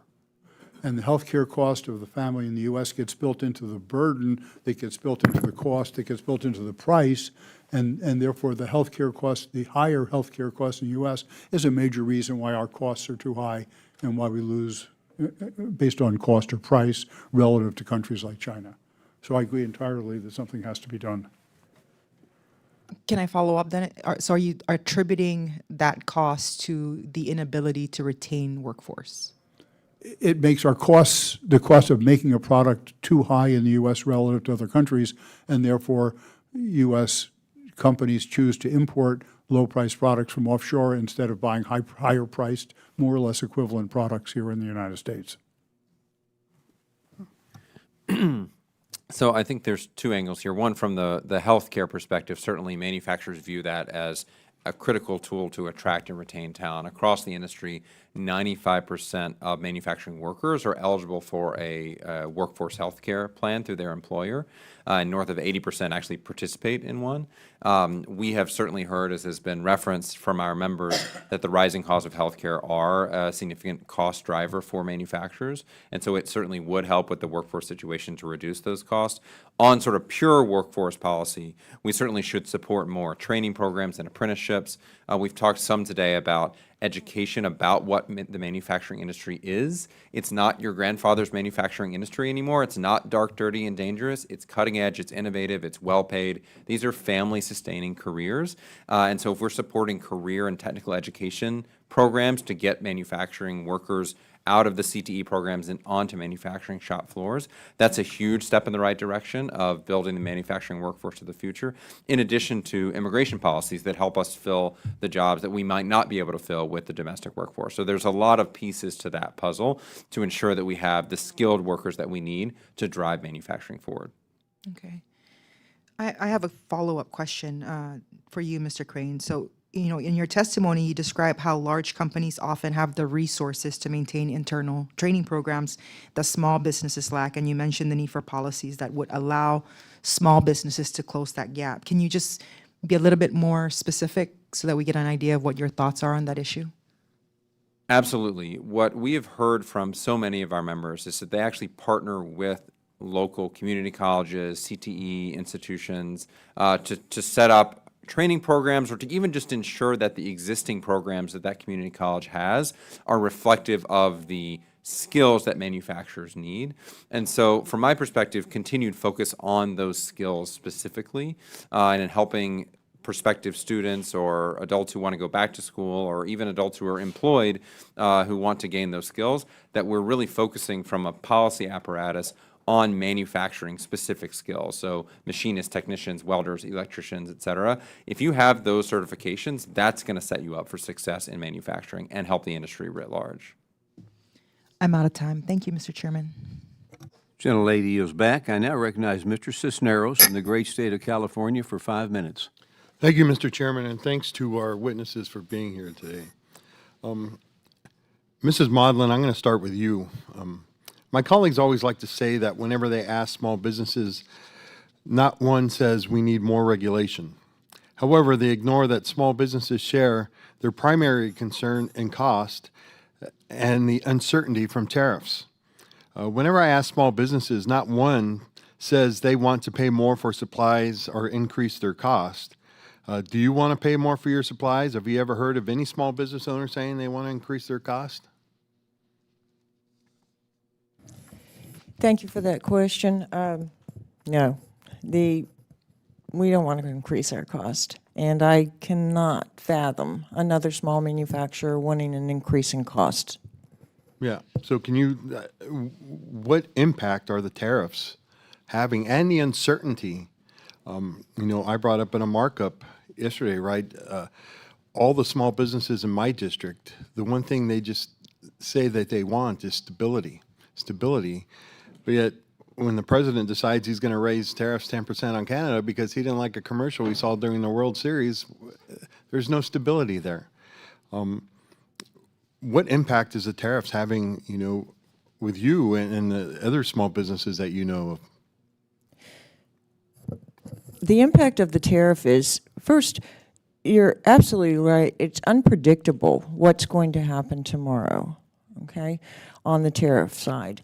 We have to set prices, and we have customers that the price is set and they're not going to accept an increase in price. Once price increases, it's not going to really come down. So the unpredictability in this tariff situation is really puts us in, as I had said before, I'm trying to predict and forecast into 2026 at this time. And I'm finding it very difficult to do because I don't know what to expect. And because I use several different types of alloys and different types of metals, and the tariffs are possibly suggested to be aluminum tariff might be 25% today, might be 45% a week from now. One of the most expensive tariffs I have is the carbide. Carbide's used in tooling that goes on all of the equipment that I use to cut the metal. So carbide right now is under 90% tariff. So the tooling that I use is almost unattainable. So the bottom line is small manufacturers don't have big margins. We don't have a lot of cushion. So this unpredictability in the tariff policies is really causing us to question sustainability. All right, thank you. Mr. Crane, in your testimony, you shared that in the National Association of Manufacturers Outlook Survey, trade uncertainty, rising raw material costs, and increasing healthcare costs topped the list of concerns. If there was a way for you to share those concerns with the SBA Office of Advocacy, and they then advocated, researched, and did whatever they could to raise those concerns across the federal government, would you welcome it? Absolutely. The Office of Advocacy is a critical voice for small manufacturers within the SBA and within the federal government at large. Well, thank you very much for that. And so we are in the process of putting forth a bill that will do that, will allow business owners to come forth and to raise their concerns when it comes to immigration, tariffs, as well as healthcare concerns for businesses. And hopefully that'll be welcomed by businesses there. So you can share with them and then have the Office of Advocacy come out and report to us what input they are taking in. So that's coming in the future. And with that, Mr. Chairman, I yield back. Gentleman yields back. I now recognize Mr. Stauber from the great state of Minnesota for 5 minutes. Thank you very much, Chairman Williams and Ranking Member Velasquez, for holding today's hearing, and thank you to all the witnesses for lending your insight into the resurgence of America's manufacturing space. Minnesota's 8th Congressional District lives and breathes manufacturing, from the iron ore on the Iron Range that feeds our steel mills to the small shops and fabricators in Duluth, Hibbing, Brainerd, Forest Lake, and across northern Minnesota. Manufacturing is our neighbor's livelihoods. When production moves overseas, it's a lost paycheck, a shrinking tax base, and one more young person who decides there's no future for them in the trades back home. Nationwide, we're reminded that manufacturing is overwhelmingly a small business story. As Mr. Crane notes, 93% of manufacturers have fewer than 100 employees and 75% have fewer than 20. These are the kind of employers we're talking about today, family-owned shops and small firms that are innovative but are also the most sensitive to tax hikes, regulatory costs, and permitting delays. The One Big Beautiful Bill Act gave us a permanent pro-growth tax code with tools like immediate expensing and pass-through deduction and higher estate tax exemption so family manufacturers can keep investing, hiring, and passing their business on to that next generation. Mr. Crane, for these small businesses, what are the top 1 or 2 policy changes beyond the tax code that will help them turn that tax certainty into actual investment in new equipment and jobs on the ground? Thank you for that question, Congressman. I would turn your attention to permitting reform. As you indicated, the tax bill has a number of incentives for manufacturing investment, but if you can't get the permit to get that investment off the ground, then the tax bill hasn't had the maximum pro-growth effect that we would have wanted it to, right? And so with respect to permitting reform, if we can reduce the timelines for permitting review and approval, then that gives manufacturers more certainty to invest in these long-term projects. And if we can reduce the uncertainty associated with never-ending litigation on the back end through judicial reform, both of those things would improve the permitting process here in the U.S. Those are both governed by the National Environmental Policy Act, NEPA. There's actually a bill, funnily enough, being marked up today at the Natural Resources Committee called the SPEED Act to do exactly that. So it's thrilling to see that we have momentum in the direction of permitting reform to build on the success of tax reform. Thank you, Mr. Crane, for mentioning the SPEED Act. I just left the Natural Resources go. Committee in support of that, and that is going to pass in a bipartisan fashion. I really appreciate you bringing that up because permitting reform is a high priority for all industries. Thank you. We've talked about the conditions small manufacturers are facing here at home. I want to zoom out to the decision point where companies choose whether to keep chasing the lowest offshore price or bring production back to the United States. Mr. Moser, your testimony shows that reshoring and foreign direct investments have grown from just a trickle to hundreds of thousands of announced jobs a year, with roughly half of those in the small supplier community. From your experience, what are the main reasons companies decide to move production back to the United States, and what more can we in Congress do to push large OEMs to deliberately bring more of their supply chain back to the small U.S. manufacturers in places like my hometown and my district, northern Minnesota? Well, the main reasons they came back, they say, are first, having manufacturing near engineering, so the small manufacturer can work with the big company and communicate, work together, partner. The second was duty and freight, and third was geopolitical risk, the risk of something happening over Taiwan and being cut off for 5 years or something from your supply chains. So we came out with a geopolitical risk map that shows the probability of decoupling with each country so the companies can calculate the risk of not reshoring and justify somewhat higher prices here. In terms of actions that you can take, one of the things in terms of the tariffs is to firm up the tariffs, especially for the big companies. They're thinking about investing $1 billion and taking 3 years to build the factory and 6 months to hire people. And if the tariffs could go away halfway through that process, the guy who decided to do it gets fired.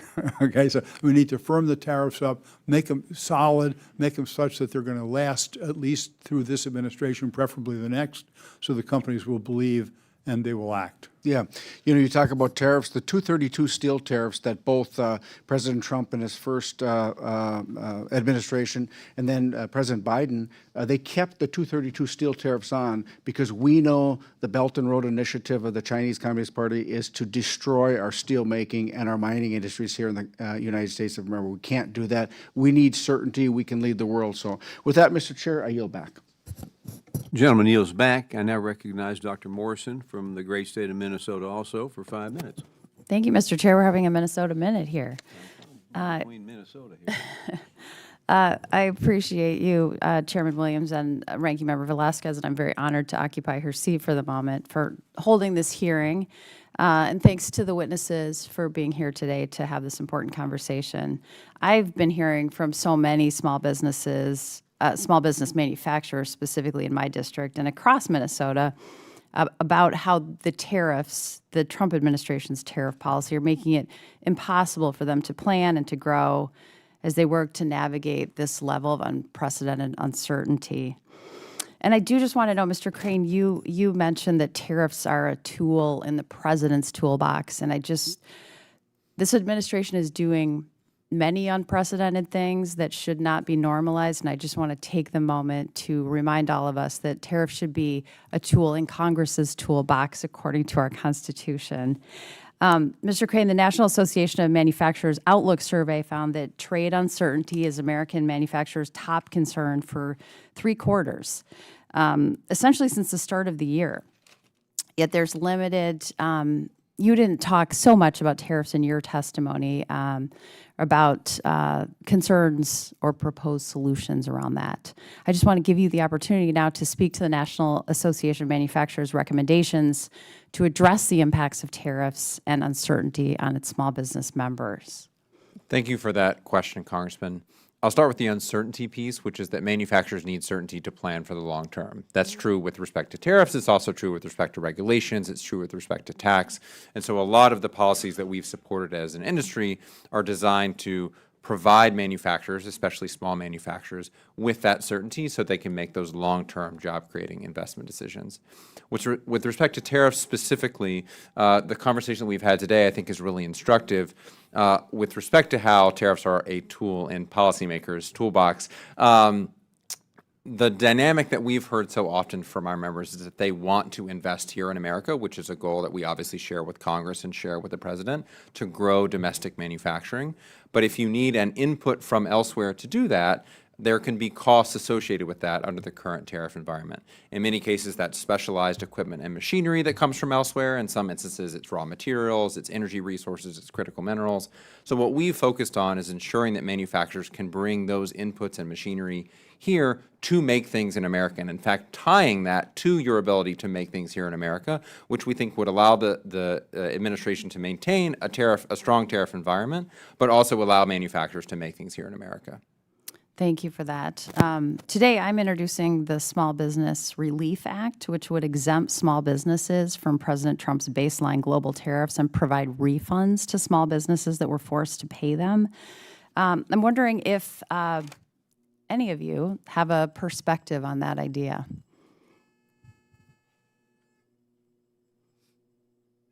Can you repeat exactly what the bill would do? Sure.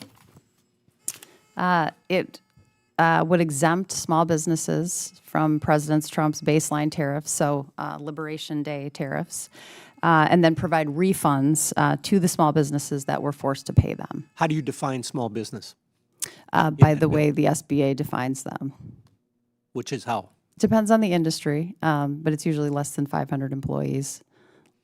I think less than $7.5 million in revenues.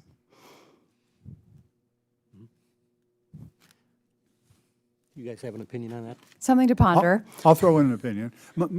First, it's a nice idea, but my fear Thank would you. be that instead of the big companies importing material, they'd have their suppliers import the material, claim exemption under the Small Business Act, and then sell it up to the big companies, and they would have made the tariffs totally ineffective.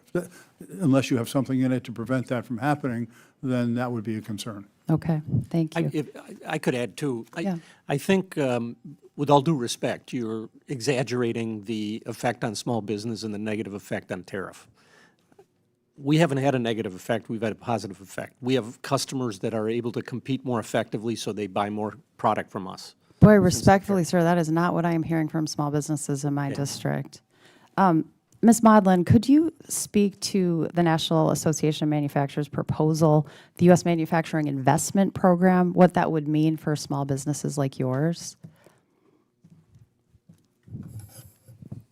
Thank you very much for the question. National Association of Manufacturers, in any way, shape, and form to assist the small manufacturing environment would be welcomed.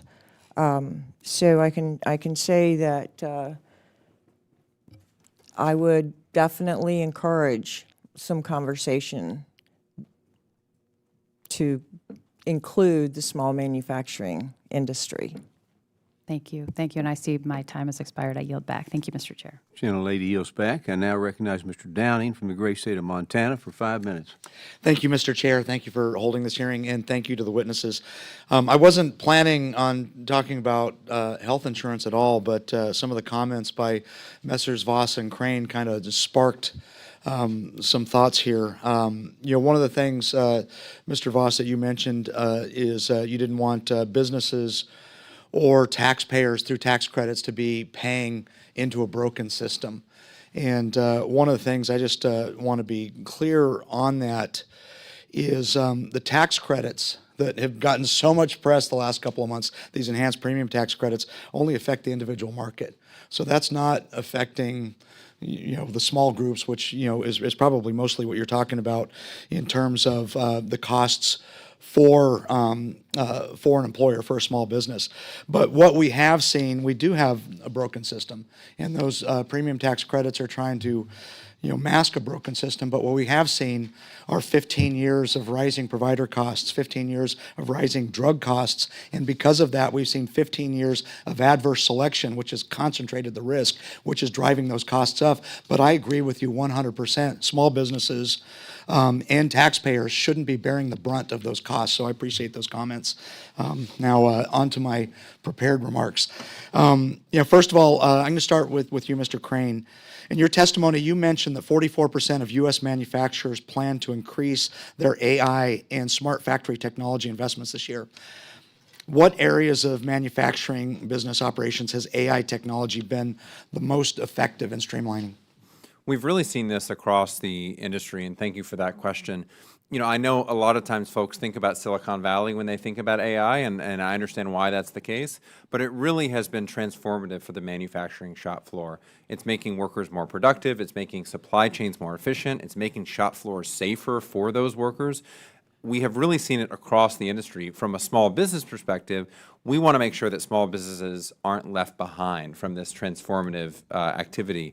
And so anything we can do to ensure that they aren't burdened from seeking to adopt or understand these technologies will be a huge step in the right direction. And what do you see as the biggest hurdles for manufacturers in adopting AI technologies and incorporating these into their business?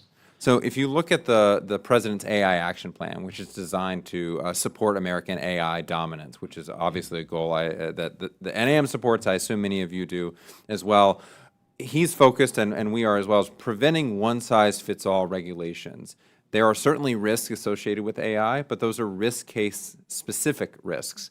Manufacturers using AI to make their supply chain more efficient doesn't present the same risk as generative AI, for instance. And so we want to be sure that any regulations that are applied to the AI space don't impact manufacturers' ability to invest in this technology. Obviously, AI is going to have incredible power demands moving forward. We need to be able to power this. We need the energy production in the United States. What should Congress do to support increased energy production so that we can fuel this economic growth? So manufacturers are both producers and users of energy. We're disproportionately users of energy because of the energy-intensive nature of manufacturing production, and that's even more true thanks to AI. So we need an all-of-the-above energy strategy. We need to unleash America's natural resources, think offshore and onshore leases. We need more investment in critical minerals to improve battery technology. We need to invest in nuclear fuel so that we have more baseload power generation. But it's not just production, it's also transmission. Do we have a reliable, resilient, affordable grid that can get the electrons where we need them to go? And finally, do we have permitting reform to get these energy projects off the ground to ensure that we can invest in these energy resources that we need to power our industry? Thank you very much. Running out of time quickly here. Thank you for those answers. I'm going to move to Mr. Moser. Thank you for being here today. In your testimony, you highlighted a survey from this year showing that manufacturing costs are on average 50% higher in the United States than in China.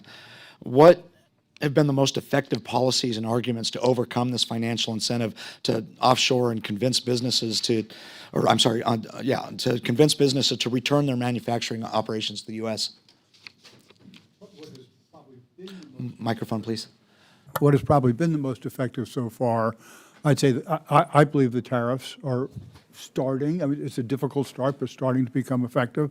In the long run, we advocate most strongly that the use of total cost of ownership instead of price for making the sourcing decision. And if all the congressmen and the president would urge their constituent companies to do that, that alone could bring back 1 million jobs without Congress having to spend a penny. Outstanding. Unfortunately, I've run out of time. Thank you all for your participation and your answers. And on that, Mr. Chair, I yield.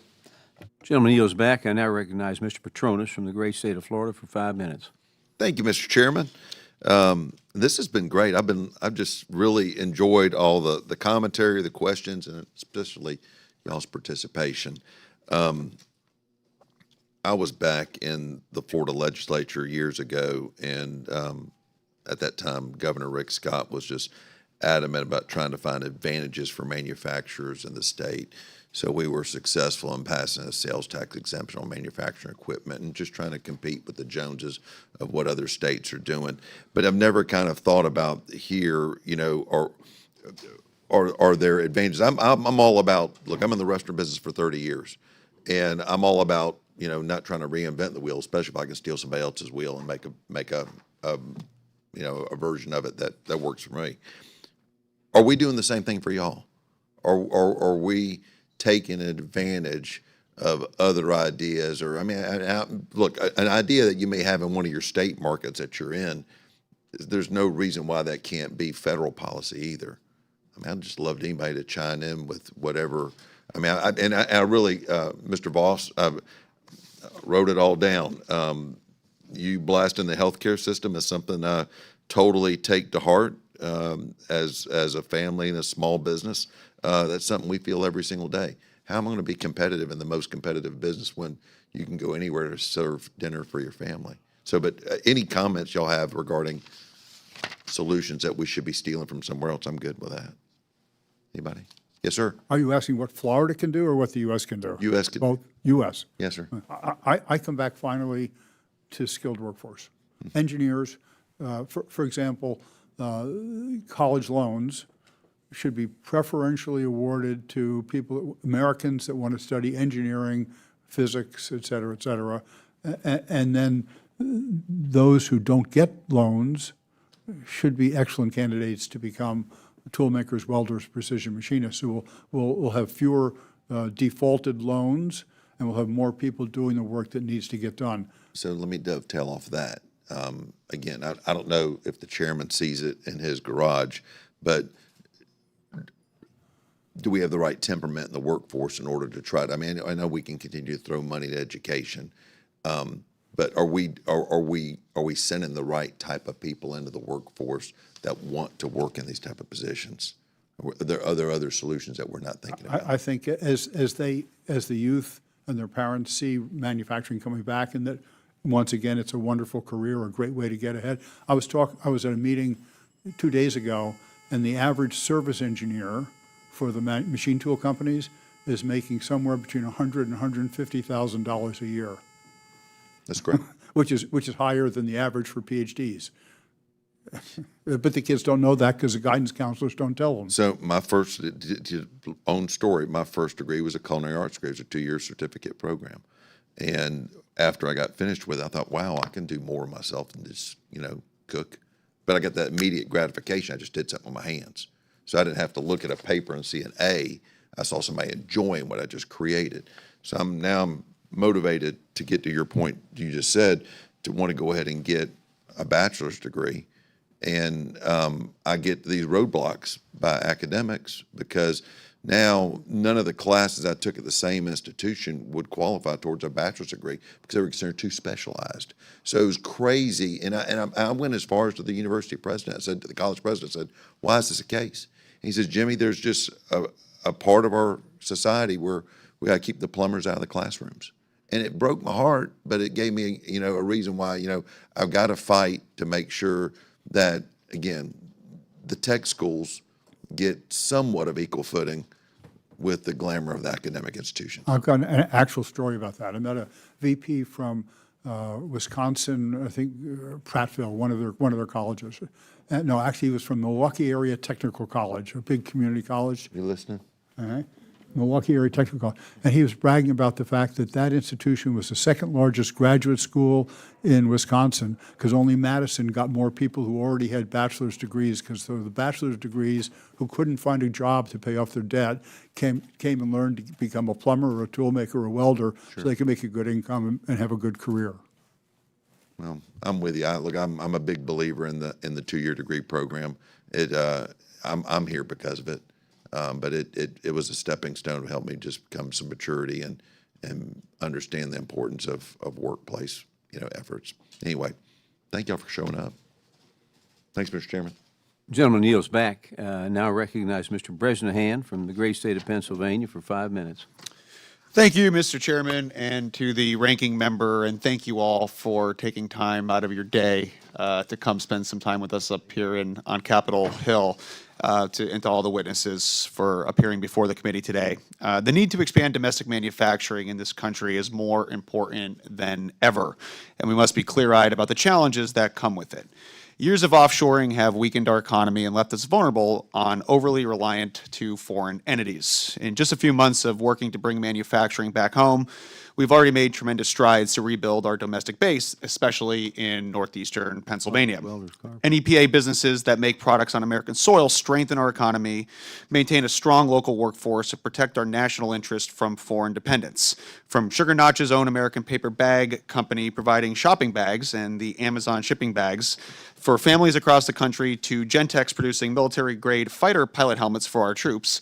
And today I am joined with one of our constituents, Lieutenant Gavin O'Donnell, who is an F-18 Super Hornet pilot who actually wears one of those helmets that are manufactured and created in our district. So thank you for tagging along today as well. One company that exemplifies the power of domestic manufacturing is I2M in Mountaintop, Pennsylvania. Under CEO Chris Hackett's leadership, I2M is producing American-made flexible polymer films that promote sustainability, bolster domestic supply chains, and support high-quality, good-paying local jobs. I also want to highlight another company, United Envelopes in Monroe County, and their high-quality mailers. These businesses, along with countless others around the district, have a profound impact on northeastern Pennsylvania's economy and communities. But as we continue to expand domestic manufacturing, we must acknowledge the challenges ahead.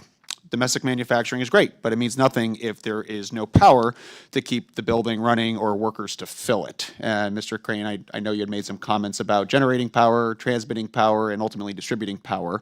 And as a former electrical contractor before coming to Congress, I'm going to be definitely interested in some of your insight. But keeping good capacity aligned with industrial growth will be one of the most difficult, most important aspects of increasing domestic production. If energy prices skyrocket and families can't afford to heat their homes, the benefits of domestic manufacturing won't mean much. I guess my first question would be, and to piggyback on a former question, talking about permitting reform, I sit on Building America Caucus, and we just had a bipartisan meeting yesterday about some intuitive ways, and something that we are seeing locally, and perhaps you have some insight as to way that, when you're talking about transmission, distribution, construction, you have the federal government, you have state government, and local government involved. And the majority of new transmission lines that are being created are usually falling within the parameters of one utility. So I'd be really curious to see and get your perspective on opening up transmission distribution, increasing the permitting time, and ultimately getting shovels in the ground faster. You're absolutely right that we need to reduce the timelines to get permits reviewed and approved in order to get any type of manufacturing online, but certainly energy production and transmission, as you just indicated. What we are seeing at the federal level as well as at the local and state level is often a lack of coordination. We have overlapping statutes. We have different agencies that have jurisdiction over bits and pieces of a permit or of a statutory scheme. And so it results in a lot of box checking and paperwork for manufacturers who just want to get shovels in the ground. And so if we can streamline those processes, if we can increase coordination, then you're less likely to have those roadblocks at the outset of a project and less likely to have delays in terms of getting people actually employed and getting them to work. I appreciate that. Mr. Voss, based on your experience leading a company that manufactures domestically, If you had a magic wand for companies looking to relocate to northeastern Pennsylvania, and I'm going to give a quick plug here that within 1 day CDL drive in northeastern Pennsylvania, you can reach 60% of the United States population. As well, within 200 miles, you can reach 50 million Americans. But sometimes that barrier to enter is extremely troublesome. If you had a magic wand, what is one thing we can do as members of Congress to help alleviate some of those stresses? Boy, there's a list. Obviously, access to working capital is really important. There's a lot of great ideas out there, and many times the reason they fail is because they ran out of money before they got to the finish line.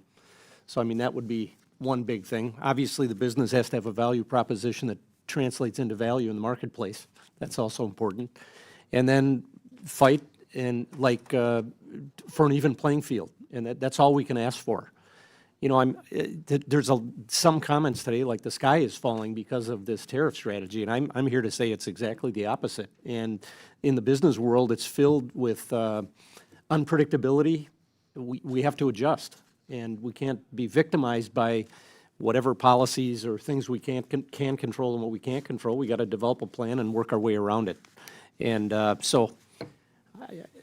from a congressional standpoint, I think the biggest thing from a big picture standpoint is to understand and help everybody understand the importance of small business and what it does, and then support it in every way we can, whether it's with health insurance reform, whether it's with banking reform, whether it's carving out specifics of the tariff policy that could be improved. Thank you. I yield. Gentleman yields back. Now recognize Mr. Jack from the great state of Georgia for 5 minutes. Thank you, Mr. Chairman, and I want to echo many of the things my colleague, Mr. Bresnahan, said. I want to thank Gavin for his service, and I hope you're enjoying this hearing today. Your congressman's deeply respected. I'm proud to serve alongside him and sit to his right in this committee. And I'd like to thank you, Mr. Chairman, for convening this important hearing. It's been inspiring to hear some of the testimony today. Increasing domestic manufacturing is a priority for this committee, and we are very proud of our record of success thus far this Congress, and likewise, we're proud of our record of partnership with the Trump administration. I should note for the record that under Administrator Loeffler's leadership, the Small Business Administration is implementing its Made in America Manufacturing Initiative, pledging to cut $100 billion in red tape and expand access to capital. One of the first legislative victories this Congress had directly impacted my own district. I've got a company in my district that manufactures tankless water heaters, and it was subject to the most onerous, burdensome regulations you can imagine from the Biden administration, and thankfully we were able to use the Congressional Review Act and earn a bipartisan majority in not just the House, but also the Senate, sending it to the President's desk for signature, enabling over hundreds, I would say 300 jobs in my district to be saved, thanks to our legislative action. So we have a record of success we're proud of in this committee, and I'd like to begin my line of questioning with Mr. Crane, although I should note at the outset, I understand you are a graduate of Mercer University. Am I correct in that assumption? You are, that's correct. Are you a Georgia native by chance? I'm not. My grandparents lived in Georgia for a big chunk of their life. I'm from Birmingham in Alabama originally. Wonderful. Well, you're from Alabama, so Mr. Chairman will have to check his allegiances. Mercer is the one of the top-ranked teams in Division 1AA football, and it's playing Auburn this weekend. So we're looking forward to the outcome of that. My folks are Auburn grads, and I'm a Mercer grad. Well, I won't put you on the record. But in that vein, you've discussed today the importance of innovation for manufacturers and how manufacturers account for 53% of private R&D spending. So despite only making up 10% of GDP, they account for 53% of private R&D spending. So how do provisions like immediate R&D expensing ensure that manufacturers are able to continue to lead in innovation? Thank you for that question, Congressman. You're absolutely right that innovation is the lifeblood of manufacturing. Innovation is so critical that immediate R&D expensing had been the law of the land for 40 years, reducing the cost of R&D and empowering manufacturers to invest more in transformational technologies. Unfortunately, that policy expired in 2022, and so through the One Big Beautiful Bill Act, you all revived immediate R&D expensing and made it permanent, providing manufacturers the certainty they need to invest in long-term R&D projects and the capital availability they need to make those projects cheaper, to have life-changing, life-saving products on manufacturing shop floors and manufacturing labs across the country, which is so critical to our industry's place here in America and on the world stage. And you mentioned in your written testimony how the various elements of your comprehensive manufacturing strategy work together to support economic growth. So hoping you could elaborate a little bit more about that comprehensive manufacturing strategy and where you see us going in the next few years. Absolutely. Tax reform laid the foundation, but more must be done to build on the success of tax reform and to truly unlock growth and investment by small manufacturers. That means rebalancing regulations at a time when the small manufacturing industry shoulders a significant burden from federal compliance. It means permitting reform, which we've talked about today, helping companies get shovels in the ground faster and with less uncertainty on the back end from ongoing, never-ending litigation. It means bolstering American energy dominance so we have the power that we need to drive manufacturing in the future. And it means the workforce that manufacturers need, ensuring that they have the skills and that they exist at all to fill the 400,000 open jobs that we need. All of those policies work together to drive a manufacturing renaissance, which is something that the industry supports, you all in Congress support, and the President supports. Well, I thank you for your testimony today. I worked with the National Association of Manufacturing in my previous job. In the first term, I was in the Trump administration, and I think your mission is noble, and I think we're all here committed to ensuring that manufacturing in America continues to thrive. And if I could close with Mr. Moser, we got 30 seconds. Would just love for you to share with this committee in our remaining time the impact of tax reform that we saw earlier this year through the One Big Beautiful Bill Act and where you see our economy headed because of it. I've long been in favor of immediate expensing, and that is absolutely essential because of the importance of increasing productivity in the U.S. to become more competitive and to deal with our relatively limited number of skilled workers. So that piece of the bill, I support the whole thing, but that piece especially is important. Thank you both. And Mr. Chairman, thank you for convening this hearing. I yield back. Gentleman yields back. And I also want to thank all of our witnesses for their testimony and for appearing before us today. We appreciate it greatly. Without objection, members have 5 legislative days to submit additional materials and written questions from the witnesses to the chair